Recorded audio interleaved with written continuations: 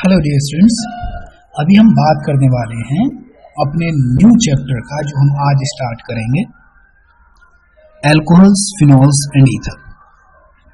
अगर हम एनसीईआरटी की बात करें, एनसीईआरटी, तो एनसीईआरटी में ये जब तुम सेकंड बुक पढ़ते हो, second book of class 12th, तो वहां पर जो सेकंड चैप्टर है सेकंड बुक में वो यही है, alcohol, phenol and ether.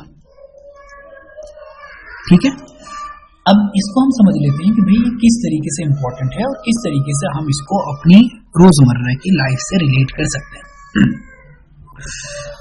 Most often अगर तुम बात करो अल्कोहल की, तो तुमने नाम सुना होगा सैनिटाइजर।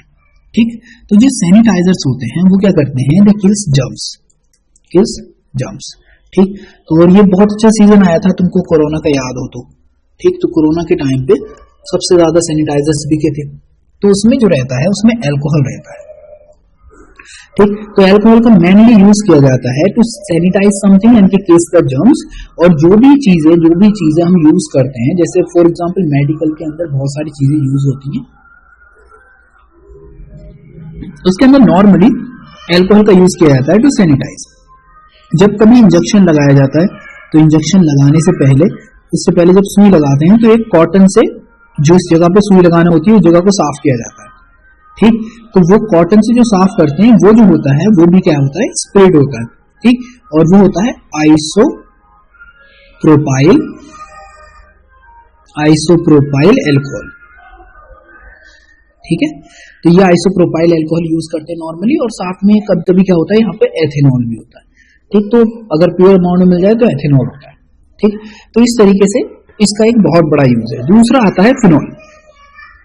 ठीक, फिनॉल का नॉर्मली सबसे ज्यादा यूज जो होता है वो किया जाता है जर्म्स क्लीन,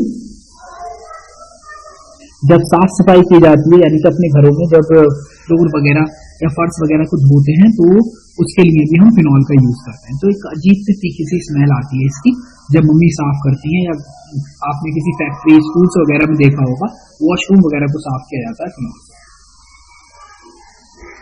तो ये तरीके से इसका यूज करते हैं हम मोस्ट ऑफ द टाइम। ठीक, उसके बाद आते हैं ईथर। ईथर के साथ क्या होता है कि ईथर जो होते हैं इनका यूज किया जाता है most of the time fragrance के लिए, यानी कि परफ्यूम वगैरह बनते हैं इनके, परफ्यूम्स। ठीक, तो परफ्यूम्स वगैरह में भी इनका यूज होता है। और मोस्टली क्या होता है कि ईथर जो होते हैं ये यूज होते हैं एज अ सॉल्वेंट। तो जहां पे हम वाटर यूज नहीं कर सकते वहां पे हम सॉल्वेंट की तरह यूज करते हैं ईथर को, और एल्कोहल्स को भी सॉल्वेंट की तरह बहुत ज्यादा यूज किया जाता है। इवन मेडिकल में तो बहुत ज्यादा यूज होने वाली जो सब्सटेंस है वो एल्कोहल है। ठीक है, वाटर की जगह पे अगर कहीं पे वाटर यूज नहीं कर सकते तो ऑफकोर्स हम क्या यूज करेंगे, एल्कोहल यूज करेंगे। और ईथर का भी यूज किया जाता है एज ए सॉल्वेंट। तो कुछ चीजें हैं जिसके बारे में तुम्हें बेसिक इंफॉर्मेशन होनी चाहिए, और ये किस तरीके से तुम्हारी लाइफ में बहुत ज्यादा रिलेटेड है। ठीक, वॉशिंग टाइल्स, फ्लोर्स, ठीक है, फ्लोर्स वगैरह इसका इस्तेमाल करते हैं। अल्कोहल्स के बहुत ज्यादा यूजेस हैं, तो एज ए सॉल्वेंट यूज होता है, और ये सैनिटरी की तरह यूज किया जाता है, सैनिटाइजर की तरह। तो there are multiple things those were related to them. ठीक है, अब बात करते हैं, जब हमको बेसिक चीजों के बारे में जानकारी होगी तो हम बात करते हैं कि भाई ये किस तरीके से काम करेगा। चलो एक सीट और लेते हैं और थोड़ा सा और इंफॉर्मेशन निकालते हैं। जैसे कोई हाइड्रोकार्बन है, ये है तुम्हारे पास हाइड्रोकार्बन। ठीक है, वो भी सैचुरेटेड होगा तो बहुत अच्छी बात है। ठीक है, चलो सैचुरेटेड मानते हैं। अगर इसके अंदर मैं क्या करूं, एक OH ऐड कर दूं और H निकाल दूं, तो मेरे पास क्या आएगा, जैसे मैंने OH यहां लगा दिया, यहां पे H लगा दिया, यहां पे H लगा दिया, यहां पे H लगा दिया, तो इसको बोलेंगे हम अल्कोहल। ठीक, होगा क्या, इसका नाम होता है मेथेनॉल। ठीक, मेथेनॉल। और अगर डायरेक्टली यहां पे क्या आ जाए, OH ऐड हो जाए तो ये है मेरा एल्कोहलिक ग्रुप, तो ये बन गया पूरा का पूरा एल्कोहल। बस नाम में क्या होगा, मैथिल, जो ये था पूरा मैथीन, ठीक है, हाँ मैथीन। तो मैथीन का जो ई है इसको हटा देंगे, बस इस ई को हटाएंगे और यहाँ पे बस ऐड कर देंगे ऑल, तो इसका नाम हो जाएगा मेथेनॉल। ये था सिर्फ मेथेन, ठीक, ये मेथेन था, कंफ्यूजन हो रहा था इसके साथ, ठीक है। तो इस तरीके से तुम्हारे पास जो मेथेनॉल बन के आ गया। अब इसका नाम एक कार्बन है और एक OH ग्रुप है, तो OH के लिए हमने ऑल ऐड करते हैं, और मेथेन तो ये पहले से ऑलरेडी था, तो इसका नाम हो गया मेथेनॉल। इसी तरीके से अगर हम बेंजीन की बात करें तो बेंजीन के अंदर रहते हैं हर एक कार्बन पर एक H, H, H, H, H, H, बस इसको बोलते हैं एरोमेटिक हाइड्रोकार्बन, ठीक। इसमें भी क्या करो आप, एक OH ऐड कर दो, ठीक, और इससे एक H निकाल दो, तो यहां पर वो बन के आएगा, वो ये आ जाएगा कुछ इस तरीके से।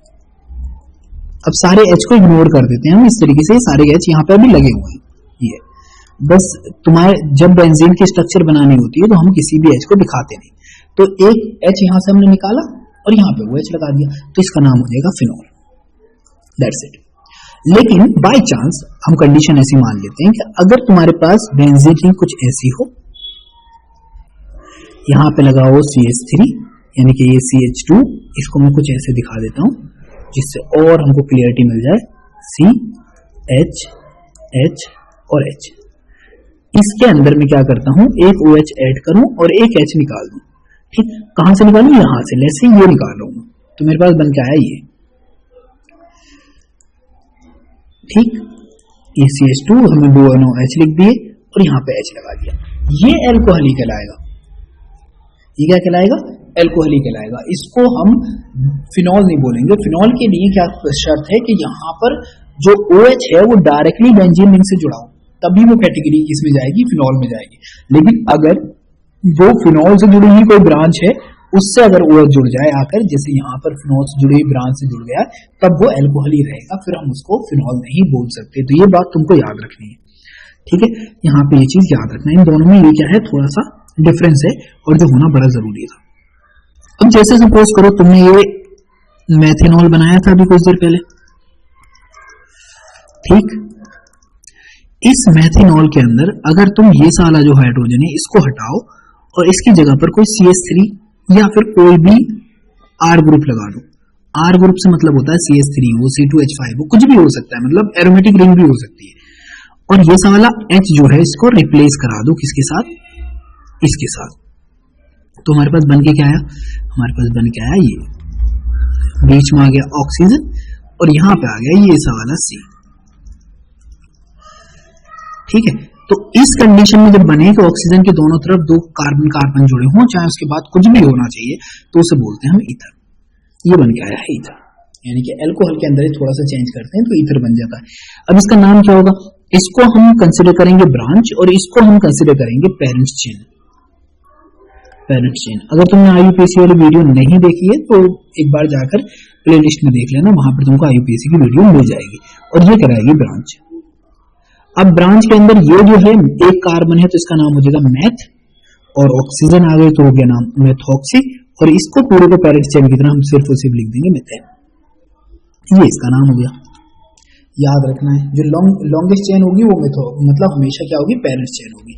तो यहाँ पे तो फिर कोई है नहीं लॉन्गेस्ट चेन, सिर्फ एक ही कार्बन था, दैट्स व्हाई इसका मेथेन का मेथेन आ जाएगा, ठीक है। इस तरीके से क्या कर सकते हैं आप, इसके कॉन्सेप्ट को या इसकी छोटी मोटी चीजों को बड़ी आसानी से समझ सकते हैं। अब जैसे हम यहाँ पे बात कर लेते हैं थोड़ा सा, ये क्या कहने की कोशिश कर रहे हैं, ये बोल रहे हैं कि देखो भाई जो एल्कोहल और फिनॉल होते हैं फॉर्म्ड होते हैं when hydrogen atom in hydrocarbon, जैसे एलिफेटिक के अंदर और एरोमेटिक में बात करें रिप्लेस कर दी जाए अगर OH से, तो जो बनेगा तो उसके अंदर अगर हाइड्रोकार्बन के अंदर रिप्लेस कर दें तो बनेगा एल्कोहल, और अगर एरोमेटिक के अंदर रिप्लेस करते हैं तो बनेगा फिनॉल। तो हमने अभी वो देखा था, that is we have done. फिर an alcohol contains one or more hydroxy groups, तो एक एल्कोहल जो होता है उसमें भी एक भी हो सकता है हाइड्रोक्सी ग्रुप और दो भी हो सकते हैं।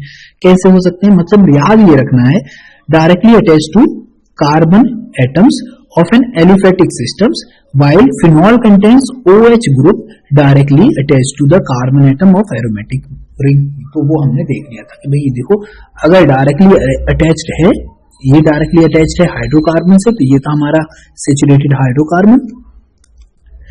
कार्बन और ये था एरोमेटिक रिंग, एरोमेटिक हाइड्रोकार्बन जिसको हम बोल रहे थे। तो अगर डायरेक्टली ये यहां से अटैच है इस हाइड्रोकार्बन से तब एल्कोहल होगा, और डायरेक्टली बेंजीन रिंग से है तो भैया होगा फिर फिनॉल। ठीक, लेकिन यहाँ पे क्या आ गया था, देखो ये सी वाली जो आ गई फिर से ये आ गई थी हाइड्रोकार्बन वाला कार्बन, तो फिर से ये हो गया था हमारा एल्कोहल। तो इस चीज को तुम्हें ध्यान रखना है से।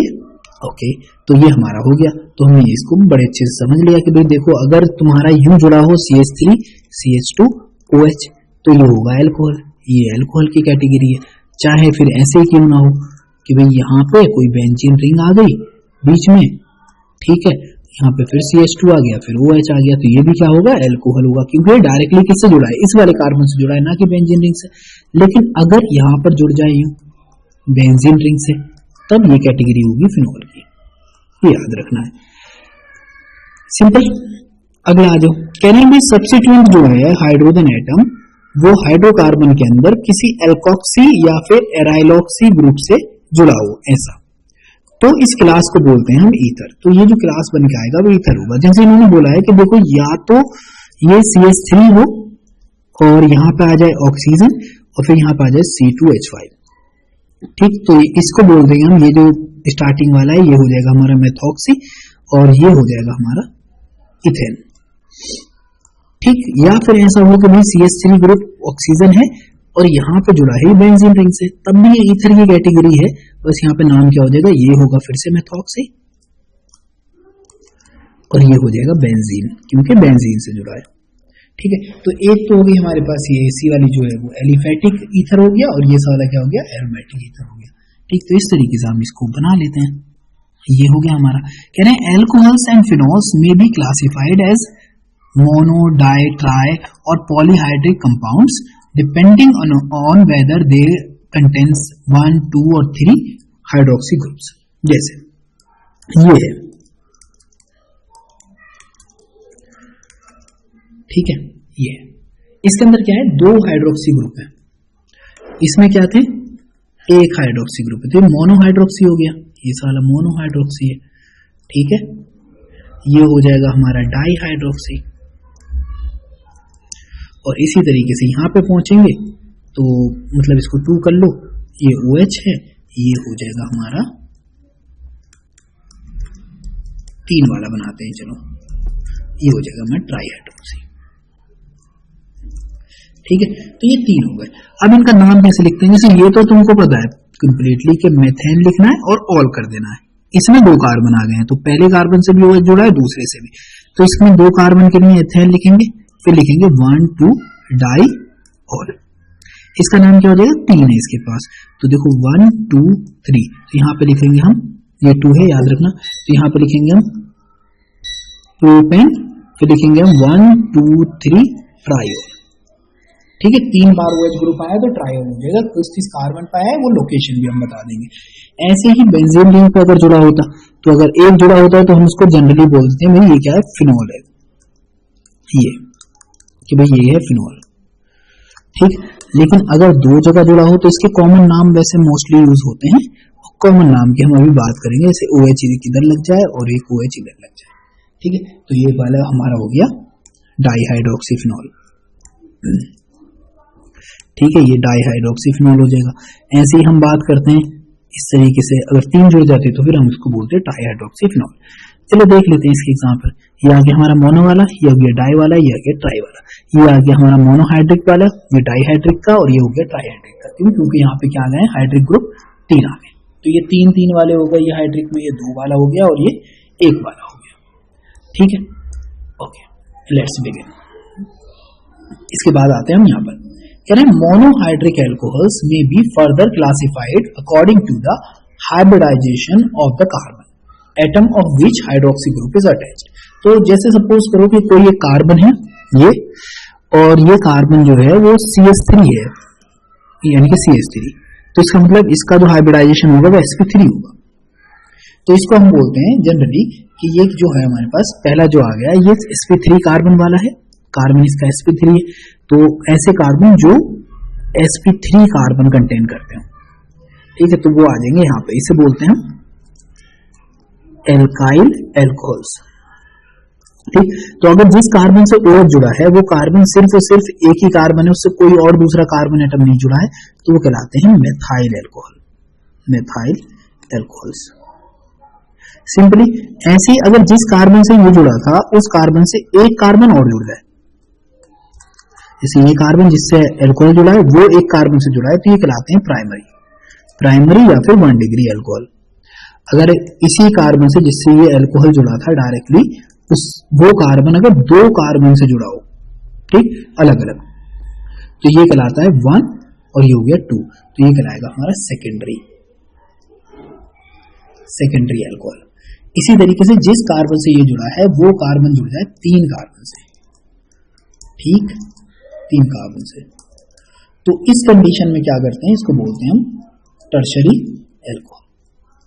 ठीक है, टर्शरी के आगे नहीं होता, सिर्फ 3 ही होते हैं ये, तो प्राइमरी, सेकेंडरी और टर्शरी, ये इस तरीके से होता है। अब बात करते हैं हम एलाइलिक। एलाइलिक का केस क्या है कि जैसे सपोज करो ये कार्बन है जिससे जुड़ा है OH, वो कार्बन तो हो तुम्हारा sp3, लेकिन ये कार्बन फर्दर जुड़ा हो एक ऐसे कार्बन से जो हो तुम्हारा sp2, इसे बोलते हैं हम एलाइलिक, कुछ ऐसे, ठीक है। याद रखना कि एलाइलिक के होने के लिए क्या है, ये कार्बन जिससे जुड़ा होगा वो कार्बन जुड़ा होना चाहिए sp2 से, तो हम बोल देंगे एलाइलिक। अब इसमें क्या होता है कि इसकी थोड़ी स्टेबिलिटी बढ़ जाती है, यानी कि एलाइलिक वाले क्या होते हैं, स्टेबल होते हैं, तो ये हो गया मेरा एलाइलिक एल्कोहल।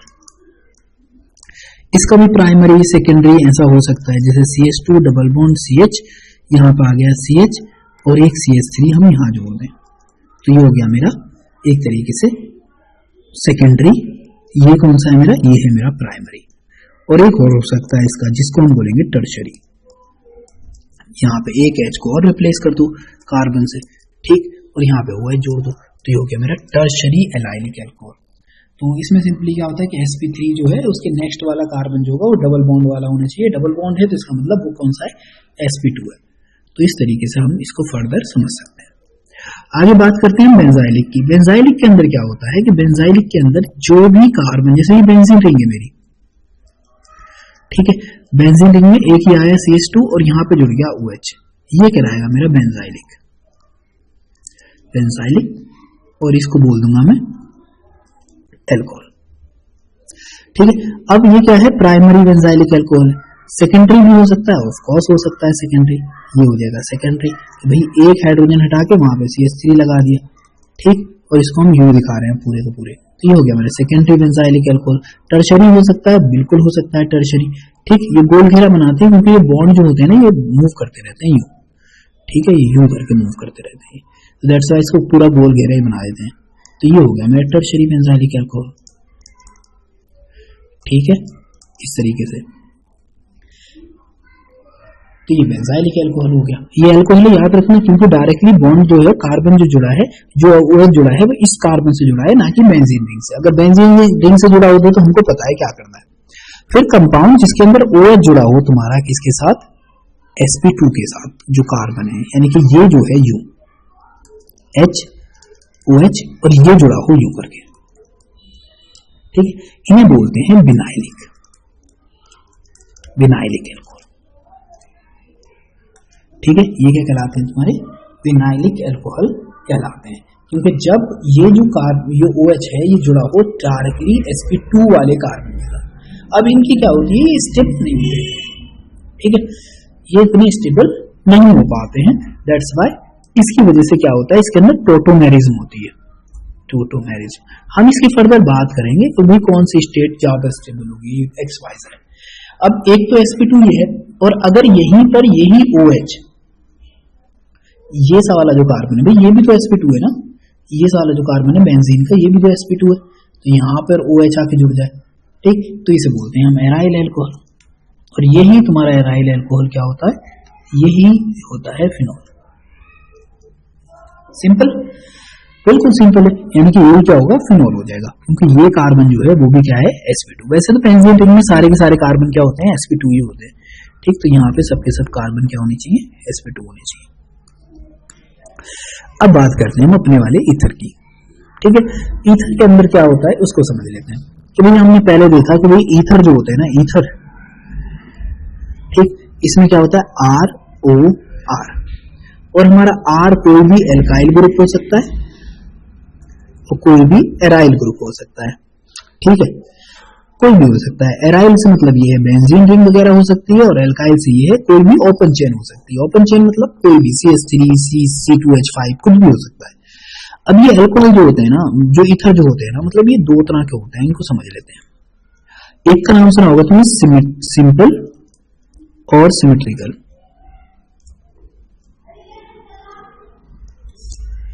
ईथर्स एक होते हैं तुम्हारे जिनको तुम नाम देते हो मिक्स्ड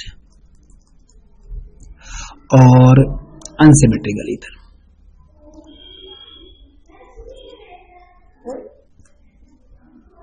इसको ध्यान से सुन लीजिएगा, ठीक है, जिससे कि तुमको कोई प्रॉब्लम ना आए। देखो जब ROR यानी कि ये वाला R और ये वाला R दोनों एक दूसरे के सिमिलर, तब वो होगा सिंपल। और सिमेट्रिकल क्योंकि दोनों जगहें क्या होगी, सेम हो गई भी, अगर ये साइड की देखो और ये साइड देखो दोनों सेम है, तब सिमेट्रिकल होगा। लेकिन जब ROR एक जैसे ना हो, यानी कि ये दोनों R एक दूसरे से डिफरेंट हो, जैसे मैं इस पे डैश लगा लेता हूँ, ये दोनों क्या है, एक दूसरे की तरह ना हो, तब होता है वो जिसको हम बोलते हैं मिक्स्ड या असिमेट्रिकल ईथर। देख लेते हैं, ये है CH3, CH2, O, CH2 और CH3, ये तुम्हारा सिमेट्रिकल है।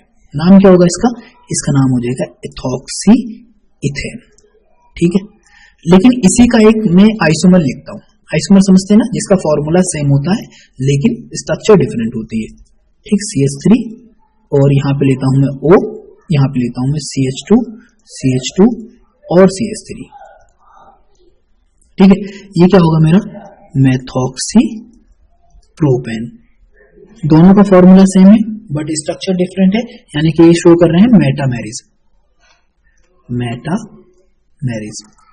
लेकिन दोनों साइड क्या है, एक दूसरे से डिफरेंट है। एक तरफ एक कार्बन है और एक तरफ 3 कार्बन है, तो ये जो होगा ये कहलाएगा मेरा मिक्स्ड या फिर असिमेट्रिक ईथर, ठीक है। तो इस तरीके से तुम पता कर सकते हो भाई कौन सा सिमेट्रिकल है कौन सा असिमेट्रिकल है, तो ये ऐसा हो सकता है, ठीक। या फिर हम इसको ऐसे भी दिखा सकते हैं कि भैया CH3 है, O है और C2H5 है, मतलब CH3 है, ये हो गया। यहाँ पे हो सकता है CH3 है, O है और ये C2H5, यानी कि दोनों साइड डिफरेंट होंगे एक दूसरे से। तो ये इस तरीके से क्या हो जाएंगे आपके मिक्स्ड और सिंपल क्या होते हैं, दो कैटेगरी होती है, और दोनों को आपने यहाँ पे मेरे ख्याल से समझ लिया होगा। तो नोट्स लेते रहना साथ साथ में। चलो अब रिकैप की बात कर लेते हैं, यानी classify the following in primary, secondary and tertiary, ठीक है। तो इसमें डिसाइड कर लेते हैं। इसकी बात करूं, ये कौन सा है, ये जुड़ा है इस वाले OH से, और ये जुड़ा है सिर्फ एक कार्बन से, इससे हमारा कोई लेने देने नहीं है, 50 कार्बन से जुड़ जाए कोई फर्क नहीं पड़ता, ये हमारा प्राइमरी, ठीक है, प्राइमरी अल्कोहल। इधर आ जाओ, ये जुड़ा है इस वाले कार्बन से और ये जुड़ा है इस वाले से, तो ये भी मेरा प्राइमरी है और कैटेगरी है इसकी एलाइलिक, ठीक है। ये OH है, ये जुड़ा है सिर्फ एक कार्बन से, और ये कार्बन जुड़ा है सिर्फ एक कार्बन से, तो ये भी मेरा प्राइमरी हो गया, और ये एल्काइल अल्कोहल वाला केस है, ठीक। ये OH जुड़ा है मेरा इस वाले कार्बन से, और ये जुड़ा है 2 कार्बन से, तो दैट्स व्हाई ये भी होगा मेरा बेंजाइलिक का सेकेंडरी हो जाएगा। ये जुड़ा है मेरा इस वाले कार्बन से और ये जुड़ा है 2 कार्बन से, तो ये सेकेंडरी केस है मेरा, और ये केस एल्काइल वालों का है, ना कि बेंजाइलिक वालों का। ये OH जुड़ा है इस कार्बन से, ये जुड़ा है 1 2 3 और साथ में डबल बॉन्ड, ठीक है। तो ये है tertiary allylic category, allylic alcohol, ठीक है। तो इस तरीके से चीजों को तुम समझ सकते हो अगर तुम ध्यान से उनको देख लो, समझ लो, ठीक, ऑब्जर्व करो। देन अब बात कर लेते हैं हम नोमेनक्लेचर की। उसमें आ गया हमारा अल्कोहल, कॉमन नेम अल्कोहल जो ड्राइव किया है फ्रॉम द कॉमन नेम, और इसी के अंदर हमको क्या करना होता है, IUPAC नाम लिखते वक्त, जैसे ये कॉमन नाम आ गया तो IUPAC नाम लिखते वक्त ये सब वाला जो ऑड होता है उस नंबर ऑफ कार्बन के चेन के अंदर हम ऐड कर देते हैं। That is what we are going to do. कैसे?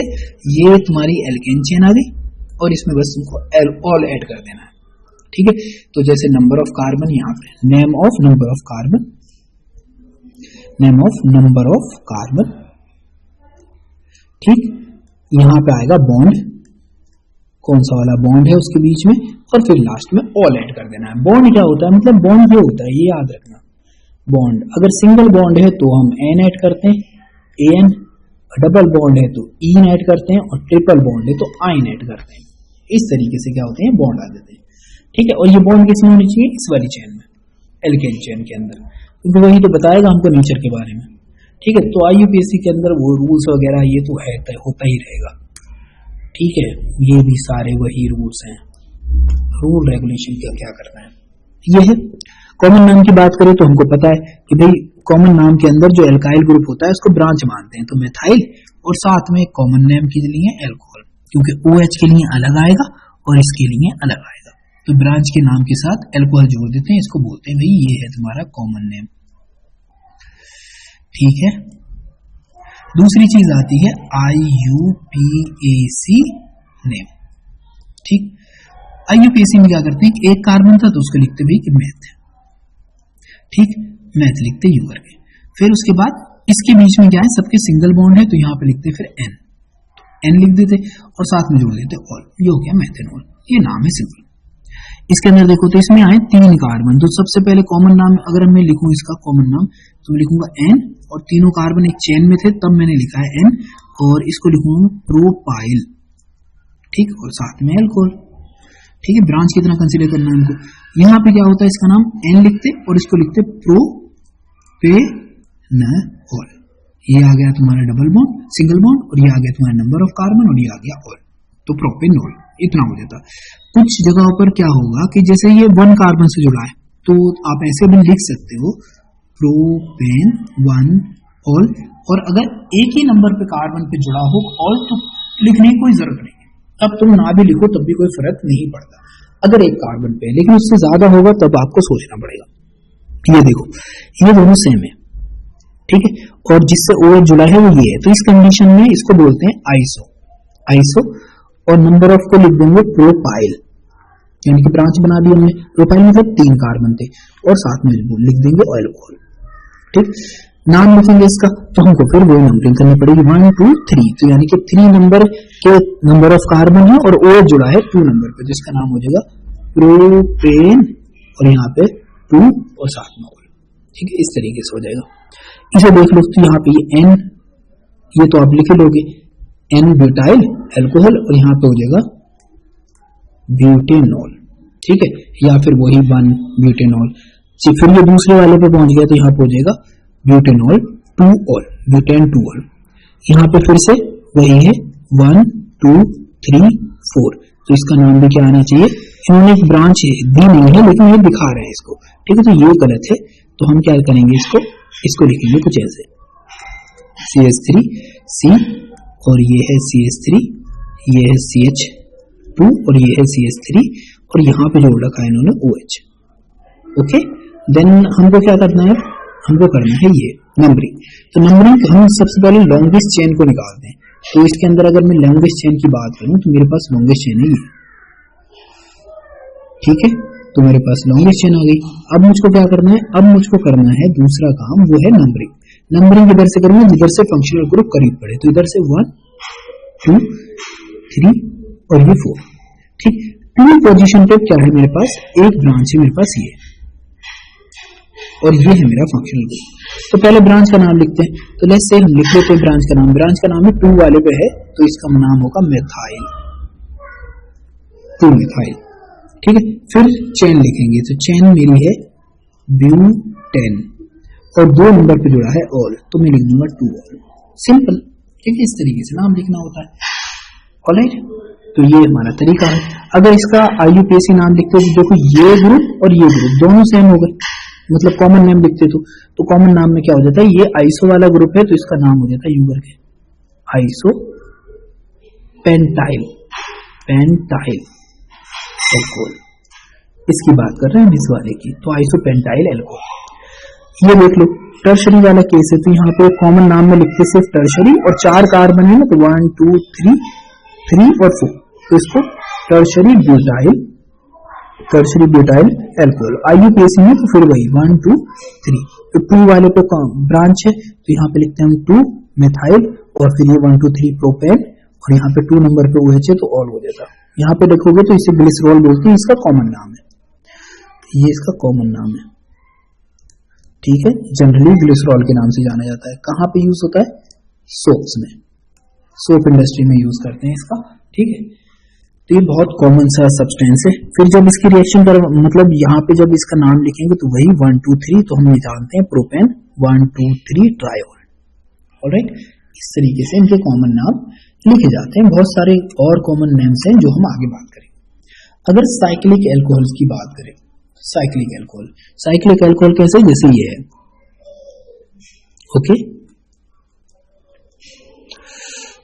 ये तो बेंजीन वाले पे आ गए, हम फिनॉल वाले पे अभी थोड़ी ना बात कर रहे हैं, तो हम साइक्लिक की बात कर लेंगे। जैसे ये है और यहाँ पे एक OH ग्रुप जुड़ा, ठीक, तो इस ग्रुप को हम सबसे पहले लिखेंगे जैसे नॉर्मली लिखा जाता है साइक्लो यूज करते हैं साइकिल के लिए, और फिर यूज करेंगे, इसमें 6 कार्बन है, कैसे 1 2 3 4 5 और 6, तो इसको बोलेंगे हेक्सेन, ठीक, और साथ में ऐड कर देंगे ऑल। अगर कंडीशन कुछ ऐसी होती जैसे इन्होंने दे रखी है कि OH लगाएं यहां पर और CH लगाएं यहां पर, तो देखो मेन फंक्शनल ग्रुप है OH, तो नंबरिंग यहां से स्टार्ट होगी 1 2 3 4 और 5, ये कहलाएगी ब्रांच। तो ब्रांच के लिए क्या करना है हमको, ब्रांच का नाम लिखना है, तो ब्रांच है हमारी 2 नंबर पे, तो हम लिखेंगे 2 मिथाइल। फिर हमेशा की तरह चेन लिखेंगे, तो चेन क्या है हमारी साइक्लो, और साइक्लो 5 है इसमें, तो बोलेंगे पेन 10, और पहले नंबर पे जुड़ा है और, इस तरीके से। अब 1 लिखो मत लिखो क्योंकि पहले पोजीशन हमने वही ली थी, तो इस तरीके से इसका ये नाम हो जाएगा। Let's start for the second one कि भाई फिनॉल के अंदर क्या करते हैं, तो ये तो सिंपलेस्ट हाइड्रोक्सी डेरिवेटिव होते हैं बेंजीन के, ठीक, तो इनके नाम के अंदर क्या किया जाता है, वो जो पोजीशन होगी वो पोजीशन पे हम कर सकते हैं। जैसे फॉर एग्जांपल कॉमन नेम की बात भी कर लेंगे हम और साथ में हम दूसरी बात कर लेंगे। तो यहाँ पे दे रखा है इन्होंने क्लियरली, ये कॉमन नाम होगा ऊपर वाला और नीचे वाला IUPAC नाम है। तो पहले का नाम है फिनॉल और IUPAC भी एक्सेप्टेड नाम फिनॉल ही है, तो इसको दोनों ही कैटेगरी में फिनॉल बोलते हैं। अगर CH3 यहां जुड़ा हो तो ये कहलाता है हमारा टोलुइन, ठीक, इसको बोलते हैं हम टोलुइन। अगर OH नहीं होता तो तब बोलते हैं इसको टोलुइन, ठीक, लेकिन अभी OH जुड़ा है तो यहां पर इसके नाम में क्या आएगा, डिफरेंस आएगा, तो हम इसके बेसिस पे देखते हैं। अगर OH किस पे जुड़ा हो, और जो ये पूरी स्ट्रक्चर है इसके अंदर क्या दिया है इन्होंने कि भाई 2 पोजीशन पे जुड़ा है, इसको 1 फंक्शनल ग्रुप होगा, फिर 2 होगा, फिर 3 होगा, फिर 4, फिर 5 और फिर 6, ठीक है। तो यहाँ पर क्या करना है, इसका IUPAC नाम लिखते, तो हम लिखते 2 पोजीशन पे है मिथाइल और फिनॉल, ऐसे 3 पोजीशन पे है, जैसे 1 2 3 पोजीशन पे है मिथाइल और फिनॉल, ऐसे 4th पोजीशन पे 1, इधर से 1 2 3 और ये 4, तो 4th मिथाइल फिनॉल हो जाता। कॉमन नाम क्या है कि अगर ऑर्थो पोजीशन पर OH लगाए इसकी ऑर्थो पर, तो ये होता ऑर्थोक्रेसोल। अगर मेटा पे होता, जैसे मेटा जो होती है 3rd पोजीशन होती है, तो मेटाक्रेसोल, और अगर यहाँ पे आ जाता पैरा पे, तो यहाँ पे हो जाता पैराक्रेसोल, ठीक है। यहाँ पे आ जाओ, अगर दोनों हाइड्रोक्सी ग्रुप हो, यानी कि हाइड्रोक्सी ग्रुप कितने हो 2, तो अगर इससे क्वेश्चन आया है, ठीक, तो अगर OH हो ऑर्थो पर दोनों के दोनों, तो वैसे अगर नाम लिखेंगे तो लिखेंगे benzene 1 2 diol, benzene 1 3 triol, benzene 1 4 diol, ठीक है। डायोल ये भी डायोल ही है, ठीक है। लेकिन कॉमन नाम इनके मोस्ट ऑफ द टाइम तुम क्वेश्चंस में जब भी देखोगे तो तुम यू विल फाइंड आउट कि यहाँ पे मोस्ट ऑफ द टाइम तुमको कॉमन नाम ही देखने को मिलेंगे। जैसे फॉर एग्जांपल इसका नाम है कैटेकॉल, ठीक है, इसका नाम है रिसोर्सिनोल, और इसका नाम है हाइड्रोक्विनोन और क्यूनोल, ठीक, हाइड्रोक्विनोन और क्यूनोल, ठीक। वो हाइड्रोक्विनोन वाला हम आगे डिस्कस करेंगे कि क्यों इसको ये नाम दिया गया। इससे एक बार क्वेश्चन आ चुका है, अब इवन जब आप नीट या जेई की बात करो तो मोस्टली जेई के अंदर जो नाम आते हैं वो मोस्टली यही आते हैं कॉमन नेम। ईथर के नॉमेनक्लेचर के बारे में हम बात कर चुके थे। तो इसमें क्या करते हैं कि भैया एक अल्फाबेटिकल ऑर्डर में लगाते हैं ब्रांच को और उसी के बेसिस पे उसका नॉमेनक्लेचर होता है। जैसे ये है, इसमें क्या करना है तुमको, ईथर के अंदर जैसे ये है तो हम इसको बोलेंगे एक तरीके से मेथॉक्सीमीथेन और जनरल नाम है इसका डाईमेथाइल ईथर। ये एथॉक्सीथेन हो जाएगा, तो ये एथॉक्सीथेन आ गया। फिर ये मेथॉक्सीप्रोपेन हो जाएगा, ये मेथॉक्सीप्रोपेन हो गया। ये जो है इसको ब्रांच मानेंगे कम नंबर ऑफ कार्बन को, तो ये मेथॉक्सी बेंजीन होगा, ये मेथॉक्सी बेंजीन है और इसका कॉमन नाम होता है एनिसोल। तो ये एनिसोल के नाम से ज्यादा जानी जाती है। ठीक, फिर यहाँ पे आती है एथॉक्सी बेंजीन होता है, इसको बोलते हैं फिनेटॉल। ये फिनेटॉल याद रखना, ठीक है। तो ये इथॉक्सी बेंजीन हो जाता है, इसका नाम होता है फिनेटॉल। तो बहुत ज्यादा फेमस है फिनेटॉल से, उससे क्वेश्चन में पूछा जाएगा। फिर ये आ गए हम इस जगह पे, तो देखो इसमें क्या है, ये 6 कार्बन है और जब तुम इस साइड में देखोगे तो ये 6 और 1 7 कार्बन है। तो यहाँ पे मेन पेरेंट चेन अब 7 वाली होगी। तो जैसे ये हो गया 1 फिनॉक्सी हेप्टेन, नाम हो जाएगा इसका 1 फिनॉक्सी हेप्टेन। ऐसे यहाँ पर आ जाओ, तो ये आ गया तुम्हारा सेकंड पोजीशन पे, तो यहाँ पे लिखेंगे 2 मिथॉक्सी प्रोपेन। ठीक, यहाँ पर आ जाए आप, तो यहाँ पे 1 2 3 4 5, तो इसके अंदर क्या है, ब्रांच भी है। तो 3 नंबर पे ब्रांच है, तो हम लिखेंगे 3 फिनाइल, फिर लिखेंगे ब्यूटॉक्सी। ये सवाल जो है ये पूरा का पूरा कम नंबर ऑफ हाइड्रोजन है, तो दैट्स व्हाई ब्यूटॉक्सी। ये हमारा यहाँ पे 3 वाला किधर से नंबरिंग हुई, 1 2 और 3 और 4, तो ये 3 मिथाइल ब्यूटॉक्सी और फिर ये फिनॉल आ जाएगा। फिनॉल की जगह हम यूज करेंगे बेंजीन, क्योंकि हम कॉमन नाम यूज कर रहे हैं। फिर यहाँ पर आ जाएगा हमारा ये सवाल है, इसको बोलेंगे हम 1 2, ये सवाल 1 और ये 2, तो एक तरफ 1 2 डाई इथॉक्सी की जगह आना चाहिए मिथॉक्सी, मिथॉक्सी ही लिखा है और फिर इथेन। ठीक, इस जगह पर आएंगे तो ये आ गई हमारी मेन ब्रांच, तो ये होगा हमारा 2 इथॉक्सी C2H5 है और यहाँ पर फिर ये ब्रांचेस आ गई हैं, तो एक ही जगह पे है, तो 1 1 डाईमेथॉक्सी साइक्लोहेक्सेन। और ये यहाँ पे 1 2 इस वजह से लिया गया है बिकॉज ये जो है नंबर ऑफ ब्रांच जो है ज्यादा है एक ही कार्बन में, तो उसको 1 1 लिया गया। राइट, तो इस तरीके से तुम नॉमेनक्लेचर की थोड़ी बहुत भी प्रैक्टिस करोगे तुमको क्वेश्चन क्लियर हो जाएंगे। चलो ये देख लेते हैं कि यहाँ पर क्या होने वाला है। तो यहाँ पर देखोगे आप, तो जो आपका पहला वाला है ये, इसके अंदर पहले सबसे पहले तुमको नंबरिंग करनी है, तो नंबरिंग होगी यहां से। ओके, 1 2 3 4 और ये 5। ठीक है, ये सारी की सारी क्या ब्रांचेस है। तो पहला ये आया है क्लोरो, फिर ये आएंगे मेथॉक्सी, ये मेथाइल, ये मेथाइल ग्रुप हो जाएगा, ब्रांच के हिसाब से क्या हो जाएगा मेथाइल। तो 4 पोजीशन पे है हमारी क्लोरो,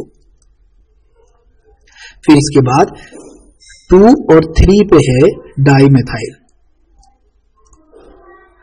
ठीक है, और फिर ये सारे के सारे नंबर आ गए, तो ये हमारे 5, तो इसका नाम हो जाएगा पेंटेनॉल। यहां पे देखो इसको बना देंगे हम ब्रांच, तो कौन सी पोजीशन पे है ये 1 2 3, तो हम इसका नाम लिखेंगे, तो हम इसको नाम लिखेंगे 2 इथॉक्सी और 3 कार्बन है, तो ये हो जाएगा प्रोपेन। ठीक है, इधर आ जाओ, ये OH जुड़ा है, तो यहाँ पे क्या है 1 2 3 4 5 6, यानी कि तुम्हारा 2 और 6 के ऊपर डाई है मिथाइल, और बस नाम क्या होता है इसका OH अगर डायरेक्टली जुड़ा हो फिनॉल से, तो इस तरीके से आ जाएगा। यहां पर क्या है, यहाँ पर है 1 2। ठीक है, तो ये फंक्शनल ग्रुप मेन मान लोगे तो इसको 1 2 भी कर सकते हो, 1 2, या फिर इसको 1 और इसको 2 कर सकते हो, लेकिन हम इसको मेन मान के चल रहे हैं, दैट्स व्हाई हम इसको 1 2 कर रहे हैं। तो यहाँ पे नाम क्या हो जाएगा इसका 1 इथॉक्सी, फिर 2 नाइट्रो, फिर क्या होगा ये साइक्लोहेक्सेन। ऑलराइट, कुछ इस तरीके से नाम हो जाएंगे। तो ये रिकैप के अंदर कुछ क्वेश्चंस हैं जो हमको करने थे, हमने कर दिए हैं। अब हम आगे बढ़ते हैं। कह रहे हैं स्ट्रक्चर ऑफ फंक्शनल ग्रुप, ये बड़ा इंपॉर्टेंट है, इससे क्वेश्चन आ चुका है। जब हम इस ऑक्सीजन को देखें, जैसे अगर हम बात करें एल्कोहल में,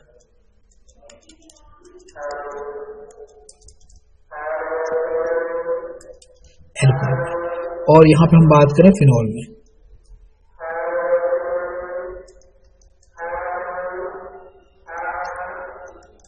और यहां पर हम बात करते हैं ईथर में।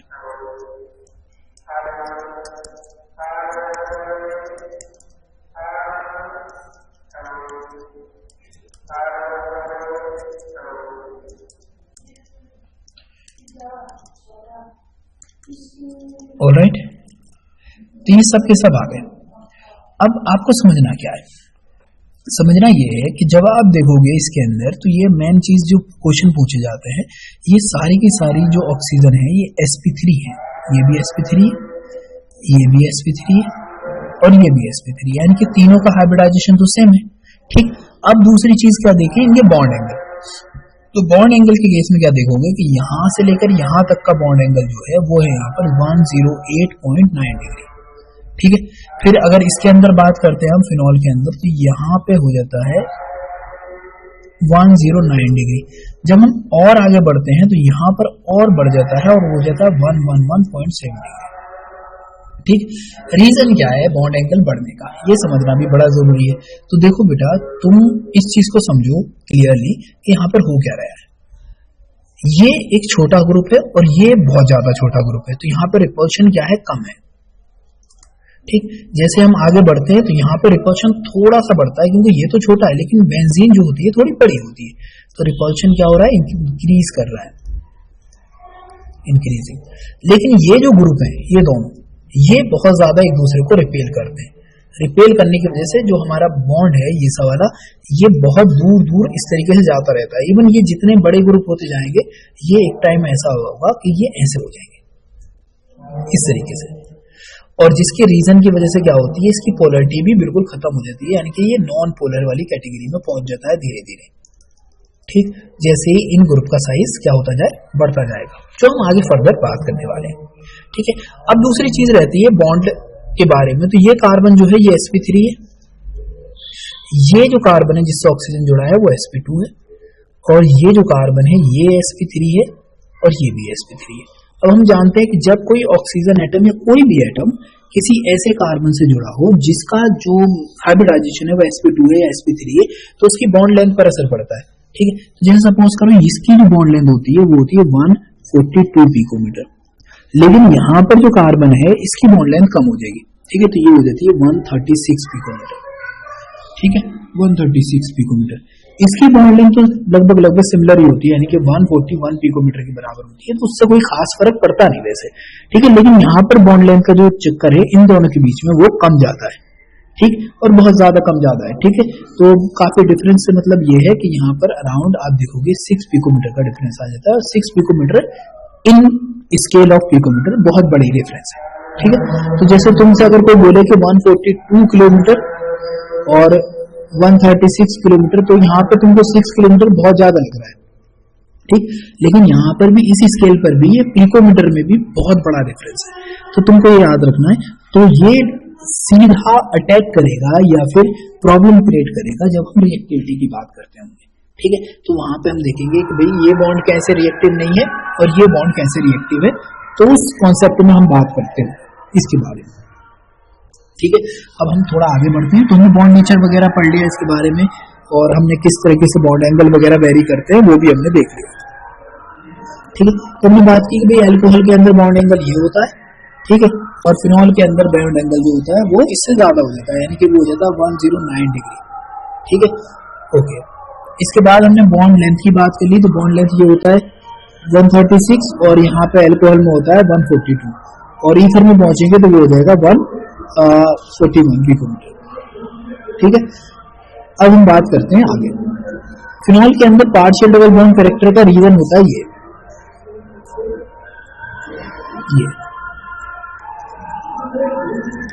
लोन पेयर है, तो ये क्या करेंगे, रेजोनेंस में जाएंगे, यानी कि जब रेजोनेंस में जाएंगे तो हमारे पास नई स्ट्रक्चर आएगी कुछ ऐसी, निगेटिव चार्ज यहां से आ जाएगा सिंपली, क्योंकि ये बॉन्ड यहाँ पे टूट रहा है।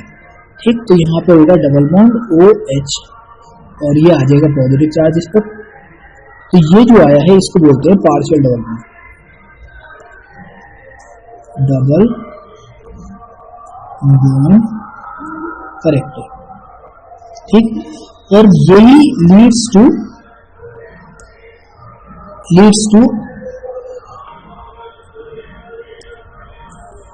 नॉन रिएक्टिविटी ऑफ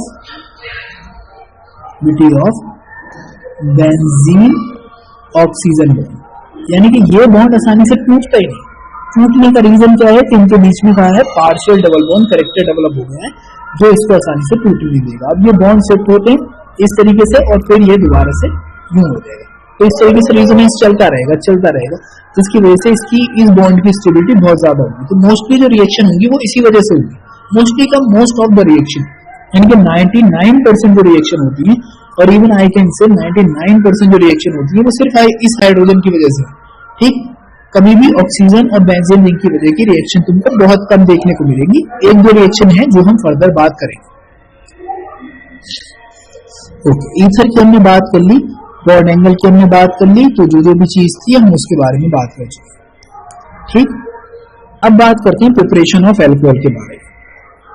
ठीक है, प्रिपरेशन ऑफ एल्कोहल एक अच्छा टॉपिक है और इसको समझने की बड़ी ज्यादा जरूरत होती है, क्योंकि जब भी हम इसकी बात करते हैं तो it is really important from the point of view of preparation of alcohols. ठीक, तो यहाँ पर हम बात कर रहे हैं अभी कि हमारे पास क्या है, एक एल्कीन है, एल्कीन से हम कैसे बनाएंगे। ठीक है, तो एल्कीन में जो पहली प्रोसेस आती है वो आती है एसिडिक कैटलाइज्ड हाइड्रेशन। इसमें क्या करते हैं हम H2 की प्रेजेंस में रिएक्शन करवाते हैं। मैं तुमको बता देता हूँ कि कैसे कैसे क्या क्या होता है। सपोज करो ये तुम्हारे पास कोई एल्कीन है,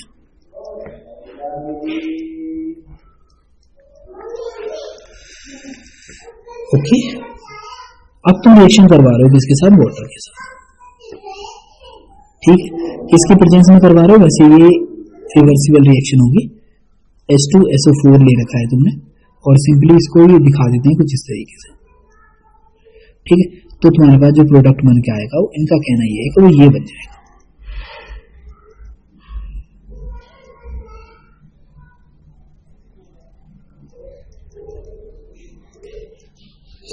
ये बन जाएगा। ठीक है, अब इसकी मैकेनिज्म को समझना बड़ा ही इंपॉर्टेंट है, क्योंकि अगर तुम मैकेनिज्म नहीं समझे तो फिर कोई यूज ही नहीं बचता। जैसे सबसे पहले होता क्या है, वाटर मॉलिक्यूल है और H2SO4 है। हम सब जानते हैं भाई H2 होता है, H2SO4 हमेशा H पॉजिटिव रिलीज करने के लिए तैयार रहता है, जिसकी वजह से ये बना लेता है H3 पॉजिटिव और साथ में बनता है HSO4 निगेटिव। ये बन के आया हमारा मेन रिएक्टिव। तो ये है हमारे पास हमारी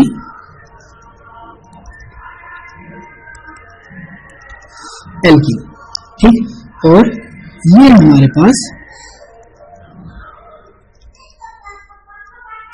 ये सवाल हमारे पास आ जाएगा जिसका हम जो यहाँ पर इलेक्ट्रोफाइल की तरह बिहेव कर रहा है। ठीक, अब होगा क्या, ये भी डबल बॉन्ड है, ये डबल बॉन्ड टूटेगा और ये जाएगा और इस वाले हाइड्रोजन को खा लेगा।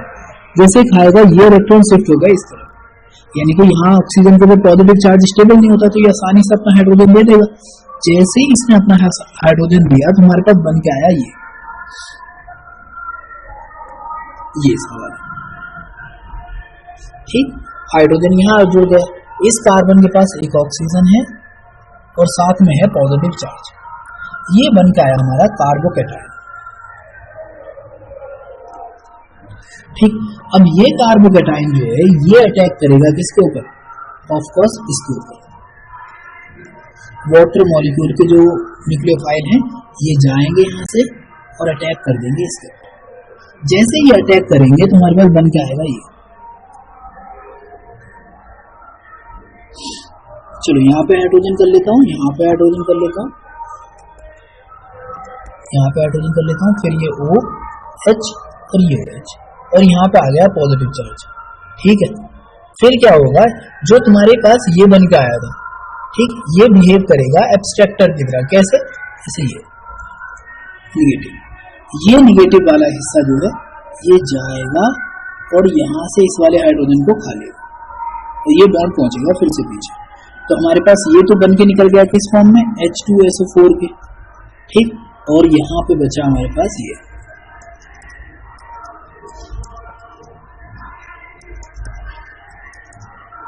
ये आया हमारे पास एल्कोहल। तो यूं करके अल्कोहल बनता है किससे, एल्कीन से। ये इसकी मैकेनिज्म है। रिएक्शन कैसे हुई है, इस रिएक्शन को बोलते हैं इलेक्ट्रोफिलिक एडिशन रिएक्शन। ठीक है, कौन सा लॉ फॉलो हुआ है, रूल फॉलो हुआ है, तो इसमें रूल फॉलो हुआ है तुम्हारा मार्कोनी कॉस रूल। ठीक, हम सिमेट्रिकल की बात कर रहे थे, तो यहाँ पे ये हमको अभी पता नहीं चला, लेकिन हम एक असिमेट्रिकल करके देख लेते हैं। जैसे ये है, ठीक, अगर हम इसकी रिएक्शन करवाएं तो हमारे पास जो प्रोडक्ट बनेगा उसमें OH जो जुड़ेगा ना, वो इस वाले कार्बन से जुड़ेगा। कौन से कार्बन से? जिसके पास लेस नंबर ऑफ हाइड्रोजन है। तो इसके पास लेस नंबर ऑफ हाइड्रोजन है और OH पे क्या होता है हमारा, निगेटिवली चार्ज होता है। ठीक, तो निगेटिव स्पीसीज उस कार्बन से जुड़ेगी जिसके पास लीस्ट नंबर ऑफ हाइड्रोजन है। दैट्स व्हाई यहाँ पे रूल जो फॉलो हो रहा है वो हो रहा है मार्कोनिकॉफ रूल। ठीक है, इस चीज को याद रखना है। रिएक्शन का टाइप हमने देख लिया, टाइप कौन सा था अभी देखा आपने अभी, तो टाइप था हमारा इलेक्ट्रोफिलिक एडिशन रिएक्शन। यहाँ पर एडिशन हो रहा है, दैट्स व्हाई इसको बोलेंगे हम इलेक्ट्रोफिलिक एडिशन रिएक्शन। ठीक है, चलो जी अब देख लेते हैं हम दूसरी वाली रिएक्शन। दूसरी वाली रिएक्शन में हम देखेंगे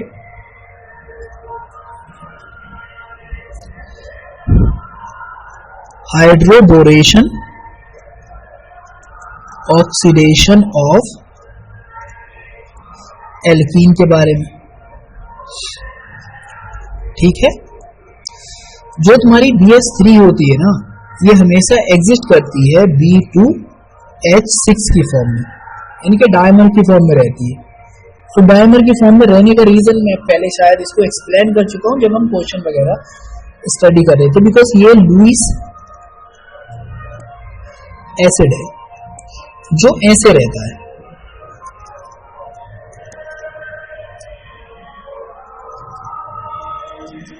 ठीक है,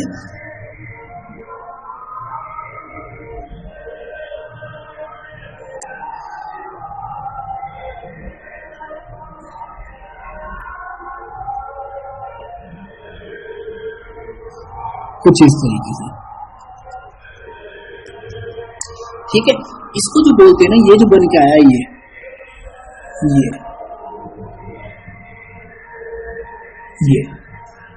ये प्लेन में ऊपर और नीचे होते हैं कुछ, और इन्हीं को बोलते हैं बनाना बोल। पता नहीं क्यों बोलते हैं, फिलहाल बोलते हैं इसको।